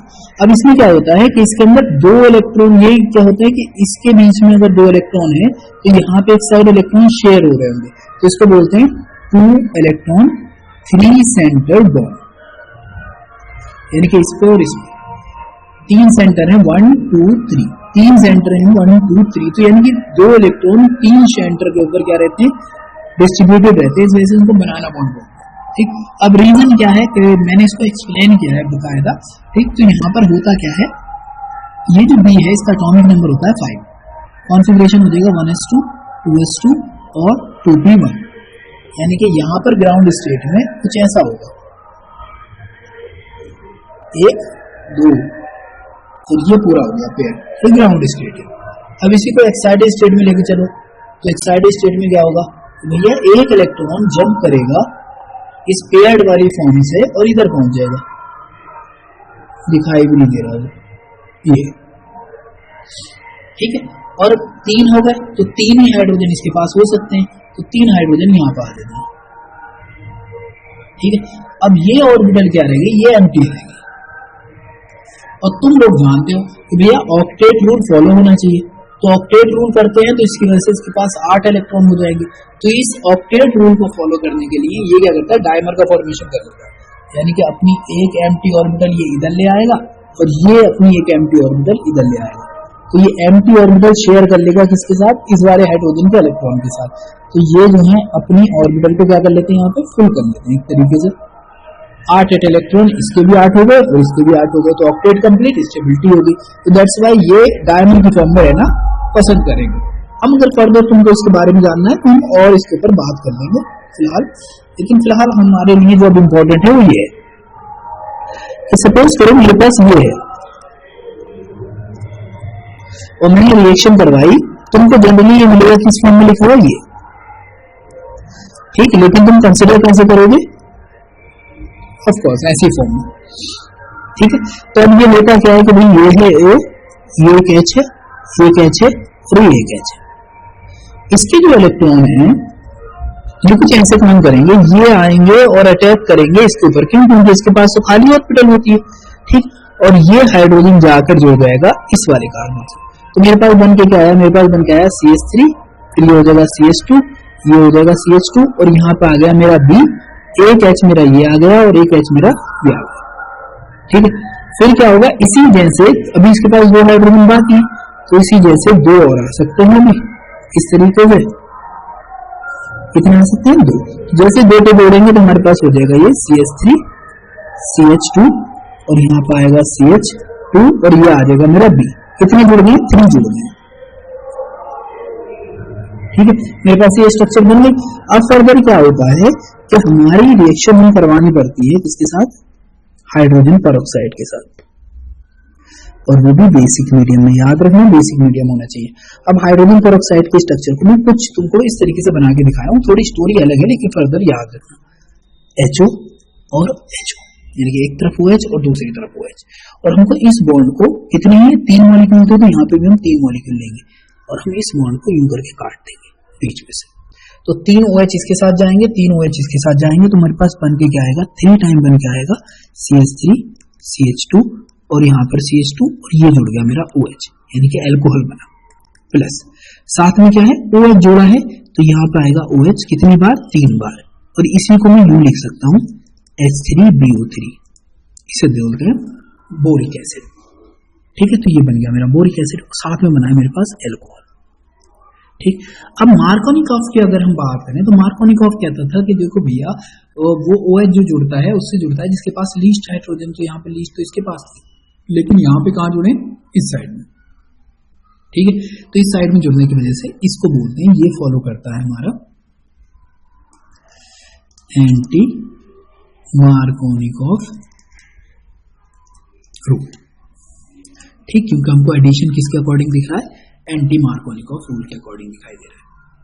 ऑलराइट, तो इस तरीके से बहुत सारी चीजें हैं जिसके ऊपर अगर आप फोकस करोगे तो बहुत सारी चीज सीख लोगे और वो चीजें आपकी आगे हेल्प करने वाली हैं, ठीक। तो एक इक्वेशन इंपॉर्टेंट है, मैं इवन इसकी PDF भी डालूंगा, तो याद रखना इस चीज को। तो हमने ये इसको समझ लिया, ठीक है। हम इसके बारे में स्टडी कर चुके हैं ऑलरेडी, ये हमने समझ लिया है। हमने मैकेनिज्म भी समझ ली थी कि किस तरीके से काम करती है, तो मैकेनिज्म डन हो गई, ठीक।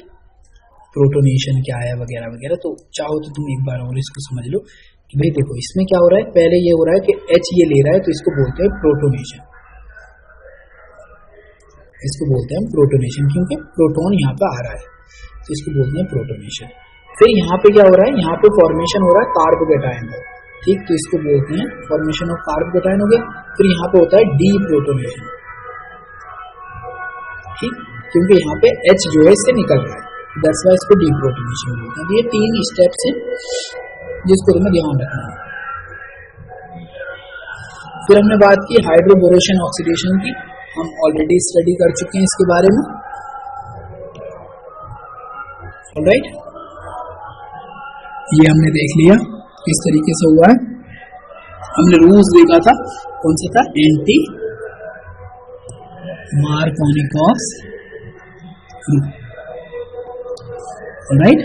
चलो जी, अब यहाँ पे आ गए हम फ्रॉम कार्बोनिल कंपाउंड्स। तो कार्बोनिल कंपाउंड से जो होता है इसके बारे में समझना बड़ा जरूरी है, ठीक। कार्बोनिल कंपाउंड्स, तो कार्बोनिल कंपाउंड्स हम कैसे किसी चीज को पा सकते हैं? तो उसका मेन जो रीजन है वो है रिडक्शन, ठीक। तो ये रिएक्शन जैसे भी होती है, लेकिन हम इसको समझेंगे अपने टर्म्स में। सबसे पहले बात करते हैं हम reduction of aldehydes and ketones, ठीक है। इसकी प्रेजेंस में करवाना है हमको, कराना है हाइड्रोजनेशन। हाइड्रोजनेशन का मतलब होता है एडिशन ऑफ हाइड्रोजन,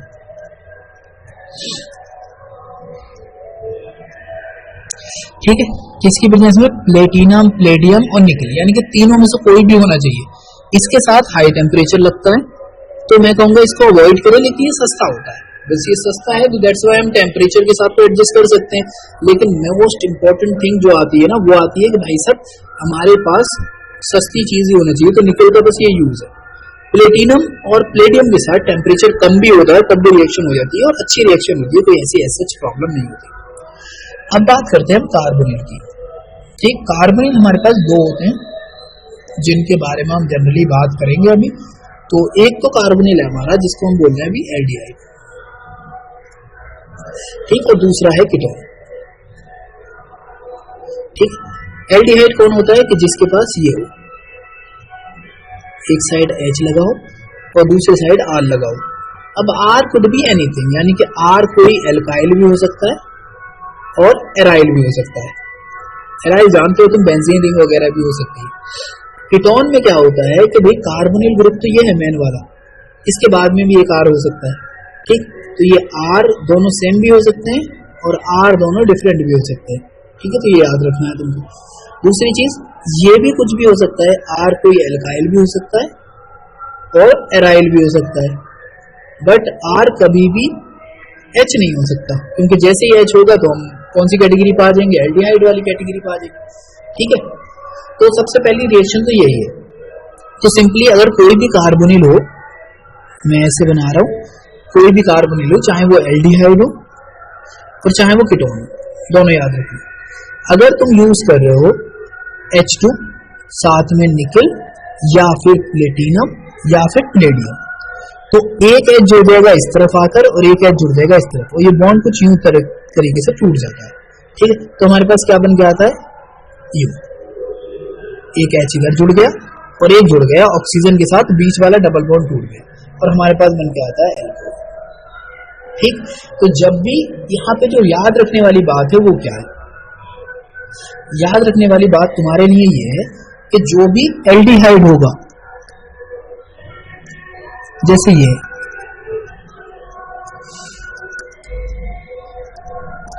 यहाँ पे एच, ठीक है, अगर तुमने करवाया रिडक्शन किसके साथ, निकल के साथ, तो एक एच ऑक्सीजन से जुड़ेगा, एक कार्बन से, तो हमारे पास क्या आएगा CH3 और यहाँ पर आ जाएगा CH2 और ये आ जाएगा OH, यानी कि फॉर्मेशन हो रहा है मेरे पास प्राइमरी एल्कोहल। ठीक है, अगर मैं ले लेता ये और मैं इसके साथ H2 जोड़ता, ठीक, लेट्स से इस बार PT ले लेते हैं, तो एक एच इधर और एक एच इधर, तो बॉन्ड टूटता कुछ इस तरीके से। ठीक, तो हमारे पास बन के आता है ये, यहाँ पे 3H3 हो जाता, तो ये भी क्या बनता है हमारे पास, मेथाइल एल्कोहल। ठीक, तो मेथाइल एल्कोहल सिर्फ और सिर्फ बनता है किसके साथ, फॉर्मल्डिहाइड के साथ। और बाकी इसके बाद जितने भी एल्डिहाइड होंगे उनके साथ हमेशा जो प्रोडक्ट में बन के आएगा वो आएगा मेरे पास प्राइमरी एल्कोहल। याद रखना ये, क्योंकि इससे रिलेटेड क्वेश्चन पूछे जा चुके हैं और उन क्वेश्चंस के आंसर हमको इसी तरीके से देने होते हैं। ठीक है, फिर यहाँ पे बात करते हैं हम CH3, फिर यहाँ पे हमने ले रखा है कीटोन। अगर मैं इसकी रिएक्शन कर रहा हूं, वैसे PD के प्रेजेंस में करा लेते हैं, तो यहाँ पे क्या होगा कि एक बार H जुड़ेगा यहाँ पर और एक बार H जुड़ेगा यहाँ पर, तो यहाँ पर हो क्या रहा है कि ये बॉन्ड टूट के जा रहा है इस तरफ और ये टूट के आ रहा है इस तरफ, तो इस तरीके से हमारे पास क्या बन रहा है, नए बॉन्ड बन रहे हैं। तो हमारे पास जो नया प्रोडक्ट बन के आएगा वो कुछ ऐसा होगा, HCH3 और यहाँ पे होगा OH। ये जो है ये है तुम्हारा सेकेंडरी एल्कोहल। जब हम इसकी प्रॉब्लम सॉल्व करते होंगे ना, तो मैं तुमको बताऊंगा कि how this thing really important, कि तुमको ये पता होना चाहिए कहाँ से प्राइमरी मिल रहा है, कहाँ से मेथाइल एल्कोहल मिल रहा है और कहाँ से सेकेंडरी एल्कोहल मिल रहा है। ठीक है, तो इस तरीके से तुम इस प्रॉब्लम को सॉल्व कर सकते हो। दूसरी चीज जो है यहाँ पर तुमको सबसे ज्यादा याद रखनी है, अकॉर्डिंग टू मी, हम नेक्स्ट सीट ले लेते हैं कि अगर कोई रिड्यूसिंग एजेंट यूज कर ले, तो तुम्हारे सिलेबस में दिए हैं काफी, लेकिन हम यहाँ पे बात कर रहे हैं किसकी, एक तो होता है ये NaBH4 सोडियम बोरो हाइड्राइड, और एक होता है ये Al लिथियम एल्यूमिनियम हाइड्राइड। ठीक, ये होता है हमारा स्ट्रॉन्ग वाला, इसको बोलते हैं लिथियम एल्यूमिनियम हाइड्राइड। ऑलराइट, तो इस तरीके से क्या है, तुम्हारे पास दो एजेंट हो गए, ये होते हैं रिएजेंट। कैसे होते हैं, रिड्यूसिंग रिएजेंट, ठीक है। ये क्या करता है, ये एल्डिहाइड हो और कीटोन हो, इन दोनों को ही सिर्फ और सिर्फ किस में बना सकता है, अल्कोहल में बना सकता है। ये क्या करता है, ये इसके अलावा भी ये तो इतना स्ट्रांग है, कोई भी चीज हो, ठीक, कोई भी चीज से मतलब ये भी क्या करेगा, इनको अल्कोहल में बदल देगा, प्रोडक्ट दोनों के सेम ही आएंगे। जैसे अगर एल्डिहाइड हो, ये एल्डिहाइड ले लिया हमने और ये ले लिया हमने जैसे एसीटोन मतलब कीटोन, दोनों में से या तो NaBH4 हो या फिर तुम्हारे पास लिथियम एल्युमिनियम हाइड्राइड हो, दोनों की अगर तुम रिएक्शन करवाओगे तो प्रोडक्ट हमारे पास यही आने वाला है हमेशा की तरह, अल्कोहल, प्राइमरी अल्कोहल। ऐसी सिंपली अगर तुम इसकी करा दो लिथियम एल्युमिनियम हाइड्राइड, तब भी प्रोडक्ट क्या आएगा हमारे पास, यही आएगा। ठीक है, यहाँ पे नहीं, यहाँ पर क्या होगा, थोड़ा सा ये चेंज है, फ्लो में हो गया, ठीक, यहाँ पाएगा CH, यहाँ पा जाएगा OH और यहाँ पा जाएगा CH, यानी कि ये प्राइमरी अल्कोहल है और ये तुम्हारा सेकेंडरी अल्कोहल। राइट, इस तरीके से तुम क्या कर सकते हो, इन दोनों चीजों को समझ सकते हो या इनकी हेल्प से you can get the right answer. ठीक है, तो थोड़ी बहुत कोशिश करो तो आंसर तुमको मिल जाएगा। तो हमने यहाँ पर अभी इन दोनों चीजों के बारे में बात की थी और हम यहाँ तक पहुंच भी गए। ठीक है, सोडियम बोरोहाइड्रेट की बात कर ली, लिथियम एल्युमिनियम की बात कर ली, एल्डिहाइड हमेशा प्राइमरी अल्कोहल्स देते हैं और कीटोन हमेशा सेकेंडरी अल्कोहल देती है।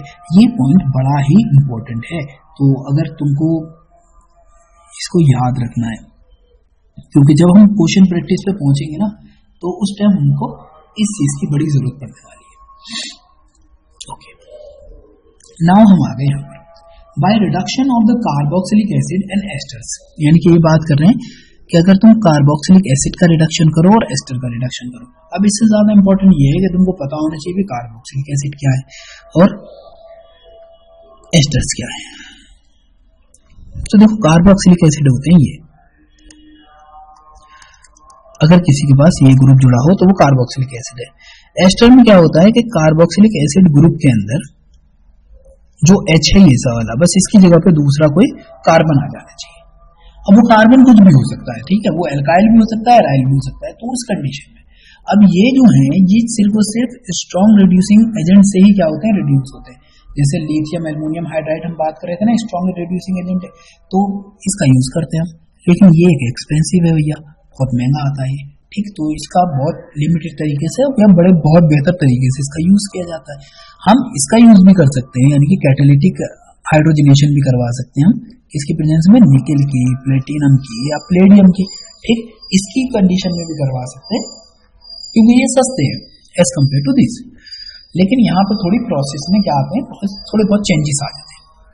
ठीक, तो इसमें क्या करते हैं, सबसे पहले ये अल्कोहल जो होता है तो by converting them to ester वगैरह, तो थोड़ी बहुत प्रोसेस हम आगे फर्दर बात करेंगे, लेकिन इससे पहले हम ये समझ लेते हैं इसमें होता क्या है। ये है आपके पास, अगर तुम इसका रिडक्शन करवाओगे लिथियम एल्युमिनियम हाइड्राइड में तो ये इसको कन्वर्ट कर देगा इसमें। ठीक, कैसे, सबसे पहले ये इसको कन्वर्ट करता है इसमें एल्डिहाइड में, फिर एल्डिहाइड को कन्वर्ट कर देता है अल्कोहल में। तो प्रोसेस इसके थ्रू जाती है, लेकिन लिथियम एल्युमिनियम हाइड्राइड जो स्ट्रॉन्ग है तो इतना हमको शोभा नहीं देता कि हम इतना फोकस करें कि भाई कंडीशन के ऊपर जाएं ज्यादा। अब दूसरा आता है एस्टर।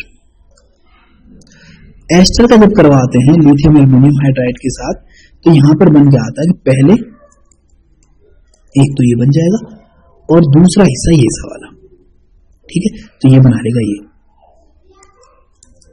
तुम्हारे पास यहाँ पर दो अल्कोहल बनते हैं, यानी कि एक तरीके से मिक्सचर होता है दोनों का, तो यहाँ पर हमको ये प्रोडक्ट मिलेगा। तो ये एस्टर से बन के आया है और ये आया है हमारा यहाँ वाला बन के। कैसे, ये देखें, ये फॉर्मल्डिहाइड वाला देख लिया था हमने, ये भी देख लिया था हमने, ये भी देख लिया। ये है हमारा कार्बोक्सिलिक एसिड वाला, जिसके अंदर हम सबसे पहले क्या करेंगे, रिएक्शन करवाएंगे अल्कोहल की खुद ही और एस्टर बनाएंगे और एस्टर से डायरेक्टली फिर हमको अल्कोहल का मिक्सचर मिल जाएगा। ठीक है, तो ये कुछ ऐसा है जैसे अगर तुम कोई सस्ता रिड्यूसिंग एजेंट यूज करते हो, तो जैसे सपोज करें तुम्हारे पास ये था एसिटिक एसिड, इसकी सबसे पहले आप रिएक्शन करवाओगे इसके साथ, आपने सपोज करो रिएक्शन करवा दी इसके साथ, एथेनॉल के साथ। जब इन दोनों की रिएक्शन होती है तो इसको रिएक्शन को बोलते हैं एस्टरिफिकेशन। ये हल्के से एसिडिक मीडियम में रिएक्शन होती है। ठीक, रिएक्शन भी क्या होती है, रिवर्सिबल होती है। तुम्हारे पास जो प्रोडक्ट बन के आएगा वही आएगा। ठीक, फिर क्या करेंगे, इसका करा देंगे हम रिडक्शन। जैसे रिडक्शन कराएंगे तो ये क्या होगा, यहां से टूट जाएगा। तो हमारे पास क्या बन के आएगा, ये CH3 CH2OH, और दूसरा ही बन के आया है C2H5OH, यानी कि ये भी क्या है हमारे पास एथेनॉल, और ये भी क्या है हमारे पास एथेनॉल। ठीक, तो डायरेक्ट नहीं करवाते, यानी कार्बोक्सिलिक एसिड से डायरेक्टली रिएक्शन न करवा के पहले हमको एस्टरिफिकेशन कराना पड़ता है और फिर हम यूज करते हैं, तो हमारे पास एथेनॉल बन के आ जाएगा। इसके लिए क्योंकि हमको बाईपास करना है कौन सा, एक एक्सपेंसिव जो कि है लिथियम एल्युमिनियम हाइड्राइड। इसको बाईपास करने के लिए हम रिडक्शन करवाने से पहले कार्बोक्सिलिक एसिड की रिएक्शन है अल्कोहल से, एस्टरिफिकेशन, और फिर उसके बाद क्या करवाएंगे, एस्टर की रिएक्शन करवाएंगे इसके साथ, तो हमको ये प्रोडक्ट मिल जाएगा। कोई ऐसी बड़ी बात नहीं है इस रिएक्शन के अंदर जो तुमको समझने में थोड़ी बहुत भी परेशानी है। अब बात करते हैं ग्रिग्नार्ड रिएजेंट की, the most important agent that is used. ठीक, अब ग्रिग्नार्ड रिएजेंट की अगर बात करूं तो ग्रिग्नार्ड रिएजेंट को हम कुछ इस तरीके से दिखाते हैं, RMgX। ठीक, अब ये RMgX जो है इसका नाम होता है एल्काइल मैग्नीशियम हैलाइड। ठीक है, ओके। ये क्या होता है, पार्शियली पॉजिटिव, क्योंकि मेटल है, ये पार्शियली निगेटिव होगा, ये भी पार्शियली निगेटिव होगा। ये सारा जो बॉन्ड कैरेक्टर है वो आयनिक है, ये जो है ये कोवलेंट है। ठीक है, तो एक आयनिक हो गया, एक कोवलेंट हो गया। अब इस आयनिक और कोवलेंट के अंदर जो तुमको चीजें समझनी है वो ये है कि ये जो बॉन्ड है, ये जो पूरा का पूरा बॉन्ड फॉर्म हुआ है, ठीक, यहां पर क्या है, इसके नेगेटिव चार्ज की वजह से ये बिहेव करेगा, ये सारा ग्रुप ये अटैक करेगा एज ए न्यूक्लियोफाइल।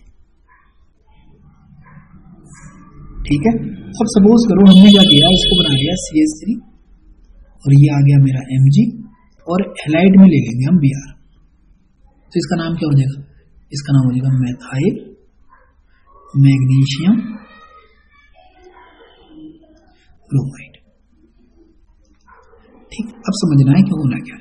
सपोज करो कि तुमने एक कार्बोनिल लिया फॉर्मल्डिहाइड कुछ यहां से, ठीक, और तुमने रिएक्शन करवाई इसकी ग्रिग्नार्ड रिएजेंट से, तो ये रहा तुम्हारा ग्रिग्नार्ड रिएजेंट।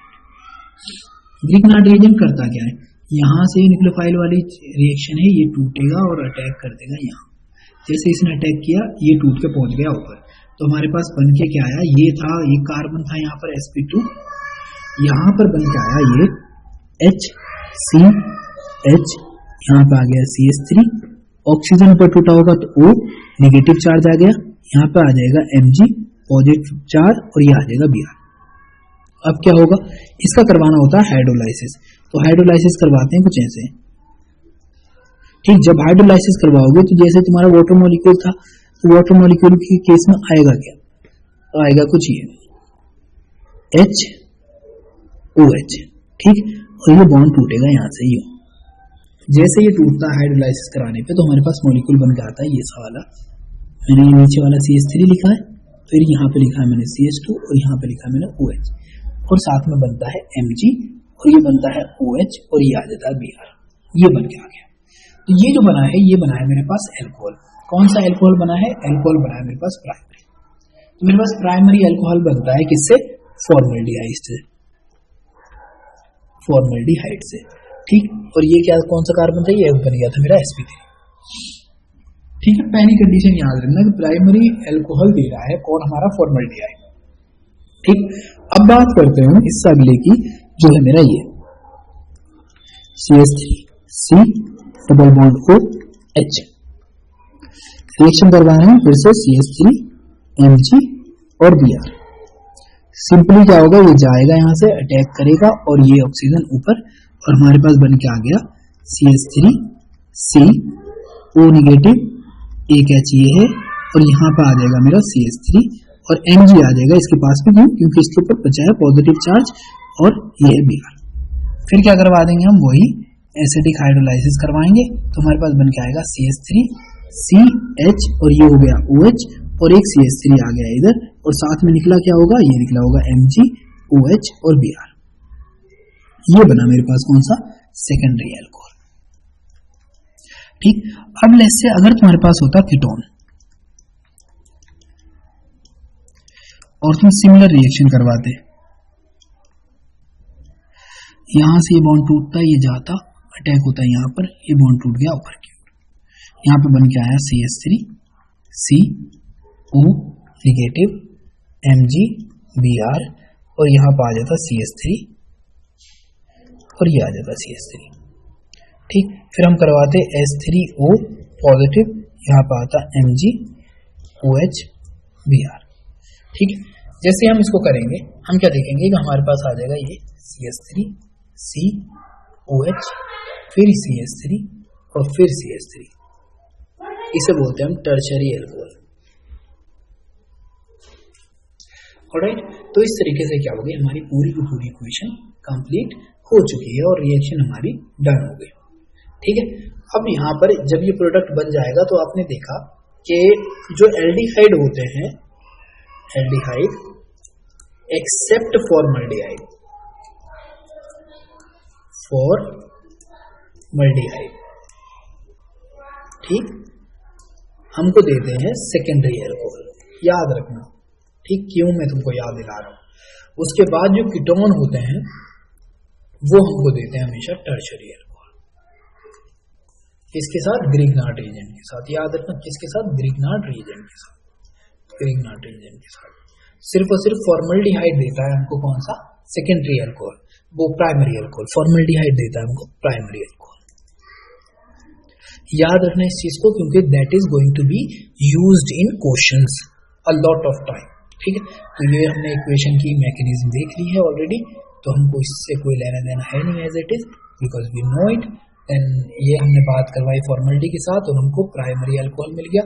फिर हमने करवाई थी इसके साथ तो हमको हमेशा की तरह सेकेंडरी मिला था। फिर हमने कराई थी कीटोन के साथ तो हमारे को मिल गया टर्शरी अल्कोहल।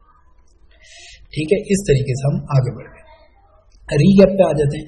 कह रहे हैं कि ये बताओ भाई, गिव स्ट्रक्चर और IUPAC name of the product expected from the following reaction. तो पहला है कैटालिटिक रिडक्शन करवा दो ब्यूटेनॉल का। तुमको पता है ब्यूटेनॉल ये होता है, ब्यूटेनॉल में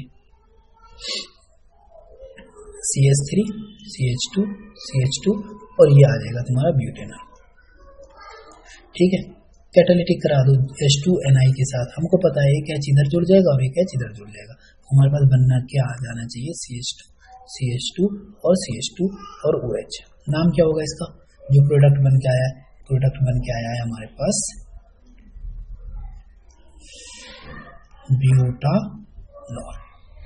फिर कह रहे हैं hydration of propene in the presence of dilute sulphuric acid. तो प्रोपीन का कराना है, तो ये तो हमने अभी किया था, CH3C और यहाँ पे जुड़ेगा OH, H है और यहाँ पे आ जाएगा CH3। नाम क्या हो जाएगा इसका, चलो प्रोपेनटूऑल। ठीक है, फिर reaction with propanol with methyl magnesium bromide followed by hydrolysis. तो हमको पता है यहाँ पे ये बनता है। ठीक है, OH यहाँ पर OH। नाम क्या हो जाएगा इसका, 1 2 3 यानी कि 2 मेथाइल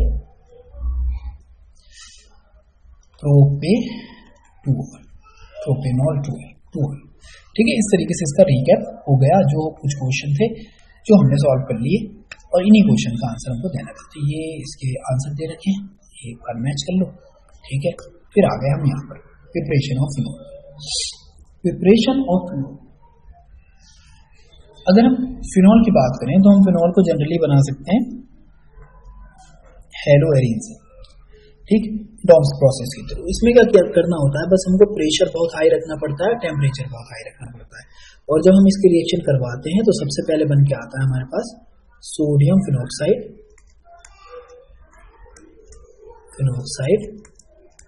ठीक है, और फिर इसके बाद बनता है हमारे पास फिनोल और वो बनता है हमारा एसिडिक हाइड्रोलाइसिस कराने पर।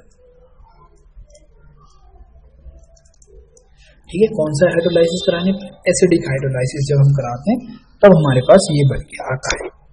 तुमको याद रखना है भाई कि चीजें किस तरीके से काम कर रही हैं और उसी चीजें पे, उसी के बेसिस पर तुमको क्या बनाने हैं, यहाँ पर प्रोडक्ट बनाने।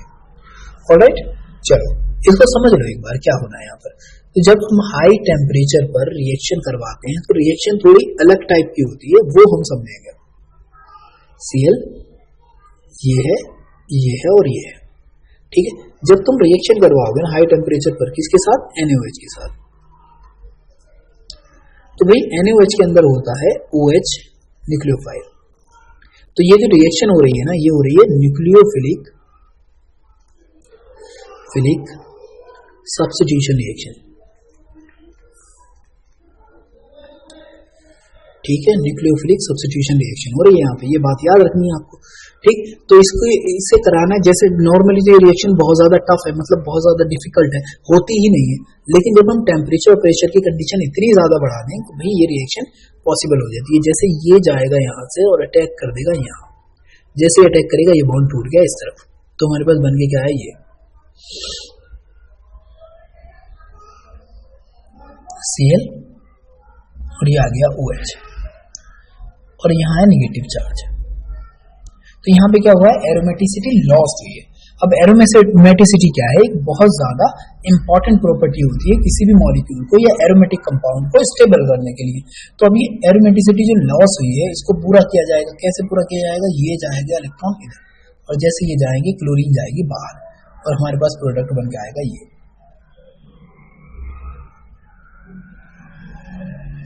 ठीक है।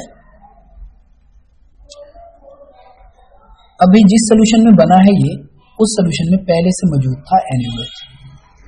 अब ये बिहेव करता है एसिड की तरह फिनोल और ये बिहेव कर रहा है बेस की तरह। तो बेस की तरह जैसे ये रिएक्ट करेंगे आपस में, ठीक है, तो यहाँ पे एक सॉल्ट बनेगा और H2 निकल जाएगा, यानी कि तुम्हारे पास जो बन के आता है वो ये बन के आता है ONA, ठीक है, ये बनता है। अब इसके अंदर हम बहुत सारा वाटर डाल देते हैं, बहुत सारा वाटर डालते हैं तो यानी कि HCl डाल देंगे। HCl में से Cl Na के साथ रिएक्शन करके बना लेगा NaCl और O के साथ H जुड़ जाएगा, यूं।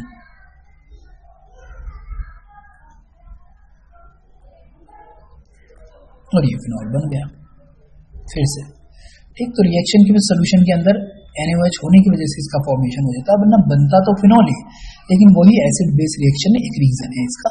तो इस तरीके से ये रिएक्शन पूरी हो जाती है। दूसरी रिएक्शन है बेंजीन सल्फोनिक एसिड, ये सबसे ज्यादा यूज होने वाली रिएक्शन है, ठीक। इसमें क्या किया जाता है, ओलियम का यूज किया जाता है। अब ओलियम क्या है, ओलियम भी समझ लो, ओलियम होता है ये H2S2O7, ठीक है, ये होता है ओलियम। ओलियम की जब रिएक्शन करवाते हैं बेंजीन रिंग के साथ, बेंजीन रिंग और रिएक्शन करवा रहे हो आप ओलियम की, ठीक है, तो ओलियम कुछ ऐसा होता है।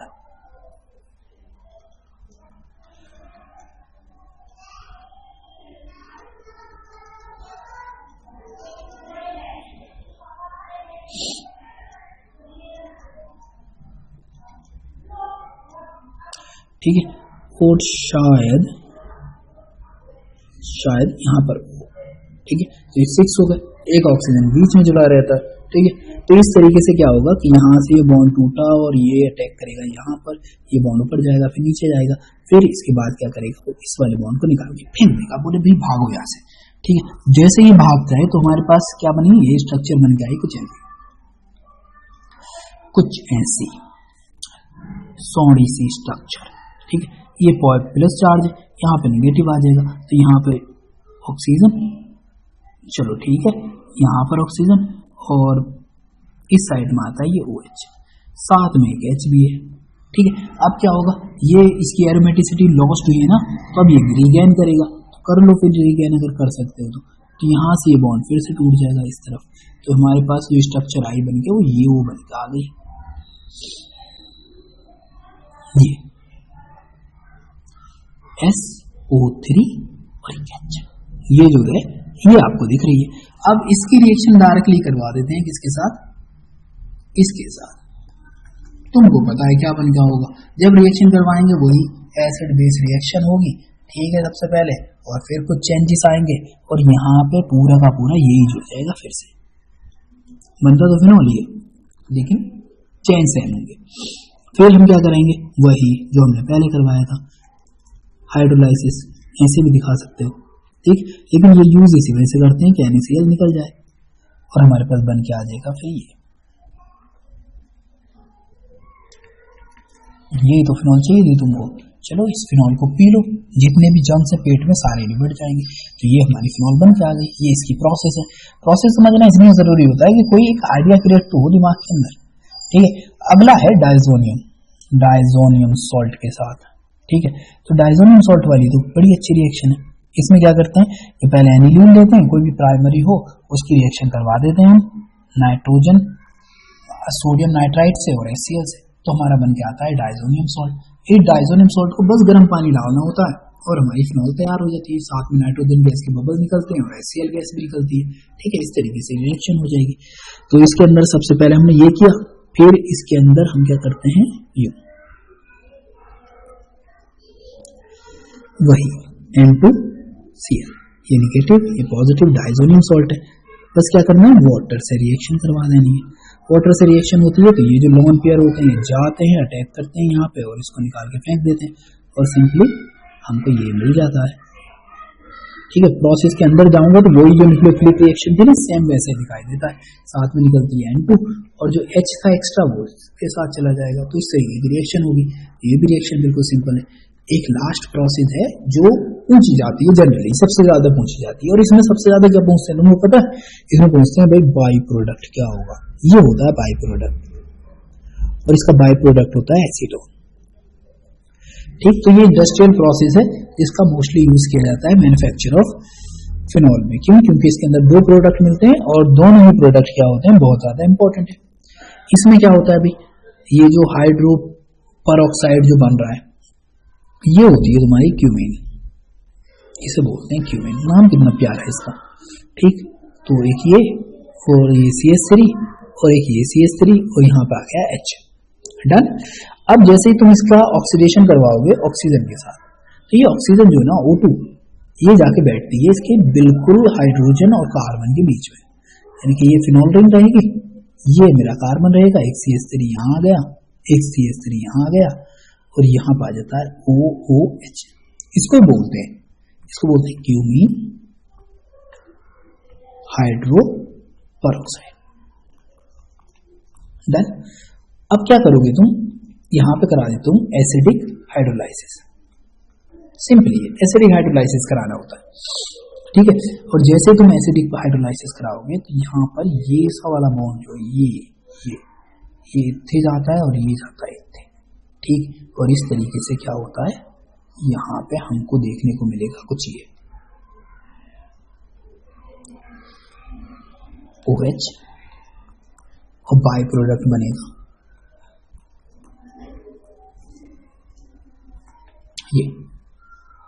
ये होता है मेन फॉर्मेशन, ठीक। तो इस तरीके से क्या होता है, हमारे पास जो एसीटोन बनता है इसको बाई प्रोडक्ट पूछ लेते हैं कि इस रिएक्शन में कौन सा बाई प्रोडक्ट बन रहा है। तो ये रिएक्शन तुमको याद रखनी है, प्रैक्टिस कर लो, जो भी दिल चाहे वो कर लो, बट कर लो, ठीक। ये it is really really important. Okay, now let's talk about something that is physical properties, ठीक है। तो फिजिकल प्रॉपर्टीज किस तरीके से इंपॉर्टेंट है इसके बारे में बात कर लेते हैं। फिजिकल प्रॉपर्टीज, इसमें जो सबसे पहली प्रॉपर्टी आती है वो आती है boiling point. Boiling point is one of the important property जो तुमको याद रखनी है। तो भाई बॉइलिंग पॉइंट ही क्यों इम्पोर्टेंट है, ये भी जरूरी है। तो ये जरूरी इसलिए है कि तुम यहाँ पर इस चीज तरीके से समझ सकते हो कि जो एल्कोहल्स होते हैं ना, तो एल्कोहल्स को अगर हम कंपेयर करें उसके सिमिलर मॉलिक्यूलर मास के हाइड्रोकार्बन से, तो जैसे हाइड्रोकार्बन ये एथेनॉल है, एथेनॉल का मोलर मास ही है, प्रोपेन है, प्रोपेन का मोलर मास ही है।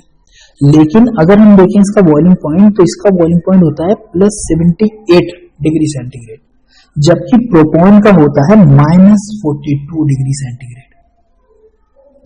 अब जो सवाल जो उठता है ना कि भाई ये इतना हाई फाई क्यों, इतना बड़ा डिफरेंस कैसे आ गया, 78 + 42 यानी कि अगर हम देखें इसको तो ये जो टोटल आ रहा है ये आ रहा है 0 और ये हो गया तुम्हारा 120 डिग्री सेंटीग्रेड टेम्परेचर ज्यादा है, बॉइलिंग पॉइंट ज्यादा है एथेनॉल का।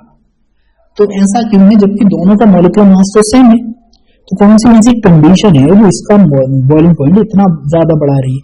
तो उसके पीछे रिस्पॉन्सिबिलिटी होती है कि जो हाइड्रोकार्बन्स होते हैं, हाइड्रोकार्बन्स नॉर्मली ये हम मानते हैं हाइड्रोकार्बन्स, तो हमने ये बना रखा है हाइड्रोकार्बन्स, और ये है दूसरा मॉलिक्यूल हाइड्रोकार्बन्स का। इन दोनों के बीच जो फोर्स काम कर रहा है, यानी कि इनके बीच जो फोर्स काम कर रहा है वो है वंडरवॉल अट्रैक्शन फोर्स। ठीक है, कौन सा फोर्स है? Van der Waals attraction force. But in case of जब हम बात करते हैं किसकी, एल्कोहल्स की, यानी कि अगर मैं बात करूं इसकी, ठीक, और मैं बात करूं इस वाले की,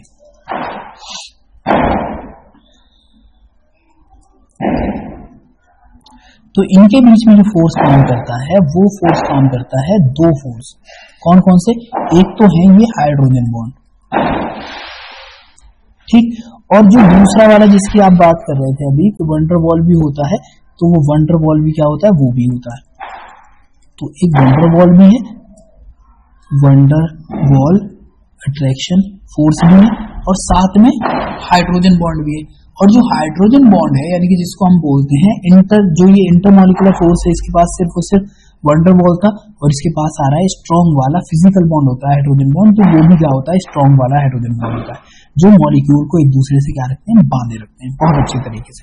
इसको बोल रहे हैं इंटरमॉलिक्यूलर हाइड्रोजन बॉन्डिंग, जो करती है, जिसकी वजह से जो बॉन्ड को तोड़ने के लिए, ये जो बॉन्ड है इन बॉन्ड्स को तोड़ने के लिए हमको ज्यादा से ज्यादा एनर्जी देनी पड़ती है, जो कि वीकर होने की वजह से हाइड्रोकार्बन के अंदर, जो हाइड्रोकार्बन है इनके अंदर वीकर होने की वजह से इनको एनर्जी कम देनी पड़ती है। दैट्स व्हाई ये क्या हो जाते हैं? बहुत आसानी से वॉलेटाइल हो जाते हैं।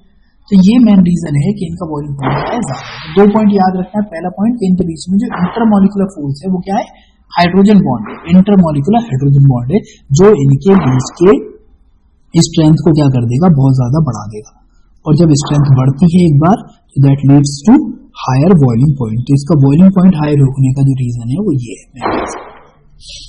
ठीक, अब देखते हैं, ये एथेनॉल है, ये डाई एथेनॉल है, ठीक, तो इसके बीच में इसका भी मॉलिक्यूलर मास 46 है, इसका 62 है। फिर ये प्रोपेनॉल, तो प्रोपेनॉल का जो मोलर मास है वो 60 है, और ये आ जाता है 1 2 3 ट्राई प्रोपेनॉल, इसका हो जाएगा 93। ठीक, अब तुम देखो जैसे मॉलिक्यूलर मास बढ़ रहा है और जैसे नंबर ऑफ OH ग्रुप बढ़ रहे हैं, ठीक, उनके बीच में यू विल नोटिस कि इनका मॉलिक्यूलर मास उसके साथ साथ इनका वो भी बढ़ेगा एक तरीके से बॉइलिंग पॉइंट। जैसे जैसे दो ग्रुप बढ़े तो यहाँ पे आप देखोगे 78 से डायरेक्ट पहुंच गया 197 पे। ठीक, तो greater the number of OH group, तो इसकी कंडीशन में क्या आ जाएगा कि मोर आप देखोगे बॉइलिंग पॉइंट बढ़ेगा। तो यहाँ पे जैसे 97 था प्लस में, क्योंकि OH ग्रुप क्या है? सिर्फ एक है, लेकिन यहाँ पे जैसे ही हमने 3 करे तो इतना बड़ा डिफरेंस नहीं है, सिर्फ और सिर्फ कितना है? लगभग 0.5% का डिफरेंस हुआ है, बढ़ा है ये आगे। लेकिन बॉइलिंग पॉइंट में डिफरेंस क्या है? हमेशा की तरह 200 अराउंड 200 डिग्री सेंटीग्रेड बढ़ गया, क्योंकि यहाँ पर OH के नंबर की वजह से हाइड्रोजन बॉन्ड की जो नंबर होगी, हाइड्रोजन बॉन्ड भी इंक्रीज किए होंगे। ठीक, यहाँ पे भी क्या किए हैं? हाइड्रोजन बॉन्ड इंक्रीज किए हैं इससे। ठीक, तो जैसे ही number of bond OH group बढ़ते हैं, बॉइलिंग पॉइंट खुद ब खुद क्या बढ़ जाता है? इंक्रीज हो जाता है। तो ये फैक्टर बहुत ज्यादा डोमिनेट करता हुआ तुमको नजर आएगा। ठीक, तो मोर नंबर ऑफ हाइड्रोजन बॉन्ड कैसे बोलेंगे हम? More the boiling point directly proportional है नंबर ऑफ हाइड्रोजन बॉन्ड के। ये चीज तुमको याद रखनी है। ठीक है, तो यहाँ पे इस आइडिया को तो अपने दिमाग में रखना खास तरीके से, ये किस तरीके से काम कर रहा है। Alright, let's begin. अब आ जाते हैं हम यहाँ पे, फिर कह रहे हैं कि number of electron present in the molecule, कितने नंबर ऑफ इलेक्ट्रॉन प्रेजेंट है किसी मॉलिक्यूल में। तो लार्जर इलेक्ट्रॉन क्लाउड होगा, मोर इजिली डिस्टॉर्टेड हो जाएगा। ठीक है, और जितना जल्दी डिस्टॉर्टेड होगा, stronger van der Waals forces between the molecule देखने को मिलेंगे। तो हम इसको पहले समझते हैं। जैसे ये देखो, इसके पास एक OH है और मिथाइल ग्रुप एक है, ऐसे ही एक OH है, यहाँ पे मिथाइल ग्रुप की जगह एथाइल ग्रुप आ गया, फिर ये आ गया प्रोपाइल ग्रुप, ये OH है, ठीक है। मॉलिक्यूलर मास बढ़ रहा है लेकिन OH ग्रुप जो है वो एक ही है, तो यहाँ पे ये 65 था, ये 78 है और ये 97 है। जैसे ही आप देखोगे कि चेन की लेंथ बढ़ती जाएगी, जितनी लंबी चेन की लेंथ होती जाएगी, आप देखोगे कि यहाँ पे बॉइलिंग पॉइंट बढ़ेगा, increases boiling point of electron present, total number of electron present, यानी कि जितना चेन की लेंथ बढ़ती जाएगी इतना ही क्या होता जाएगा, इसका बॉइलिंग पॉइंट भी क्या होता जाएगा, बढ़ता जाएगा। तो नंबर ऑफ कार्बन के ऊपर जो बॉइलिंग पॉइंट होता है इसको हम ऐसे लिख सकते हैं, बॉइलिंग पॉइंट। अब नंबर ऑफ कार्बन की जगह यहाँ पे मान के चलना मॉलिक्यूलर मास पर भी डिपेंड करता है, more the number of carbon chain, तो जितनी ज्यादा कार्बन चेन होगी उतना ही मॉलिक्यूलर मास के अकॉर्डिंग ये भी बढ़ता रहेगा। अगली चीज समझ लेते हैं हम, दैट इज ब्रांच। जैसे increasing in the branching of the chain, जैसे ही ब्रांचिंग ऑफ द चेन बढ़ेगी, ठीक, तो यहाँ पे बॉइलिंग पॉइंट के ऊपर इसका अपोजिट असर होता है। तो याद रखना कि बॉइलिंग पॉइंट जो होता है इनवर्सली प्रोपोर्शनल होता है ब्रांचिंग के। जैसे ही ब्रांच बढ़ती है बॉइलिंग पॉइंट घटना शुरू हो जाएगा। जैसे यहाँ पे आप देख रहे हो 118 है, तो यहाँ पे 108 हो गया, यानी कि घट जाएगा। तो हमने कुछ चीजें देखी जिसको हम एक बार फिर से समराइज कर लेते हैं कि बॉइलिंग पॉइंट डिपेंड कर रहा है किस किस चीज पे। तो बॉइलिंग पॉइंट डिपेंड कर रहा है नंबर ऑफ OH ग्रुप पे, पहली चीज। दूसरी चीज वो डिपेंड कर रहा है हाइड्रोजन बॉन्ड पर। तीसरी चीज वो डिपेंड कर रहा है नंबर चेन लेंथ पर, मोर द चेन लेंथ, ठीक। तीसरी चीज वो डिपेंड कर रहा है इसके ऊपर ब्रांचिंग पर, अगर ब्रांचिंग बढ़ती है तो वॉल्यूम पॉइंट घटता है, ठीक।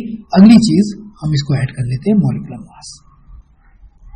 अगर मॉलिक्यूलर मास बढ़ता है तब भी बॉइलिंग पॉइंट तुमको बढ़ता हुआ नजर आएगा, ठीक है। तो इन फैक्टर्स का तुमको याद रखना है।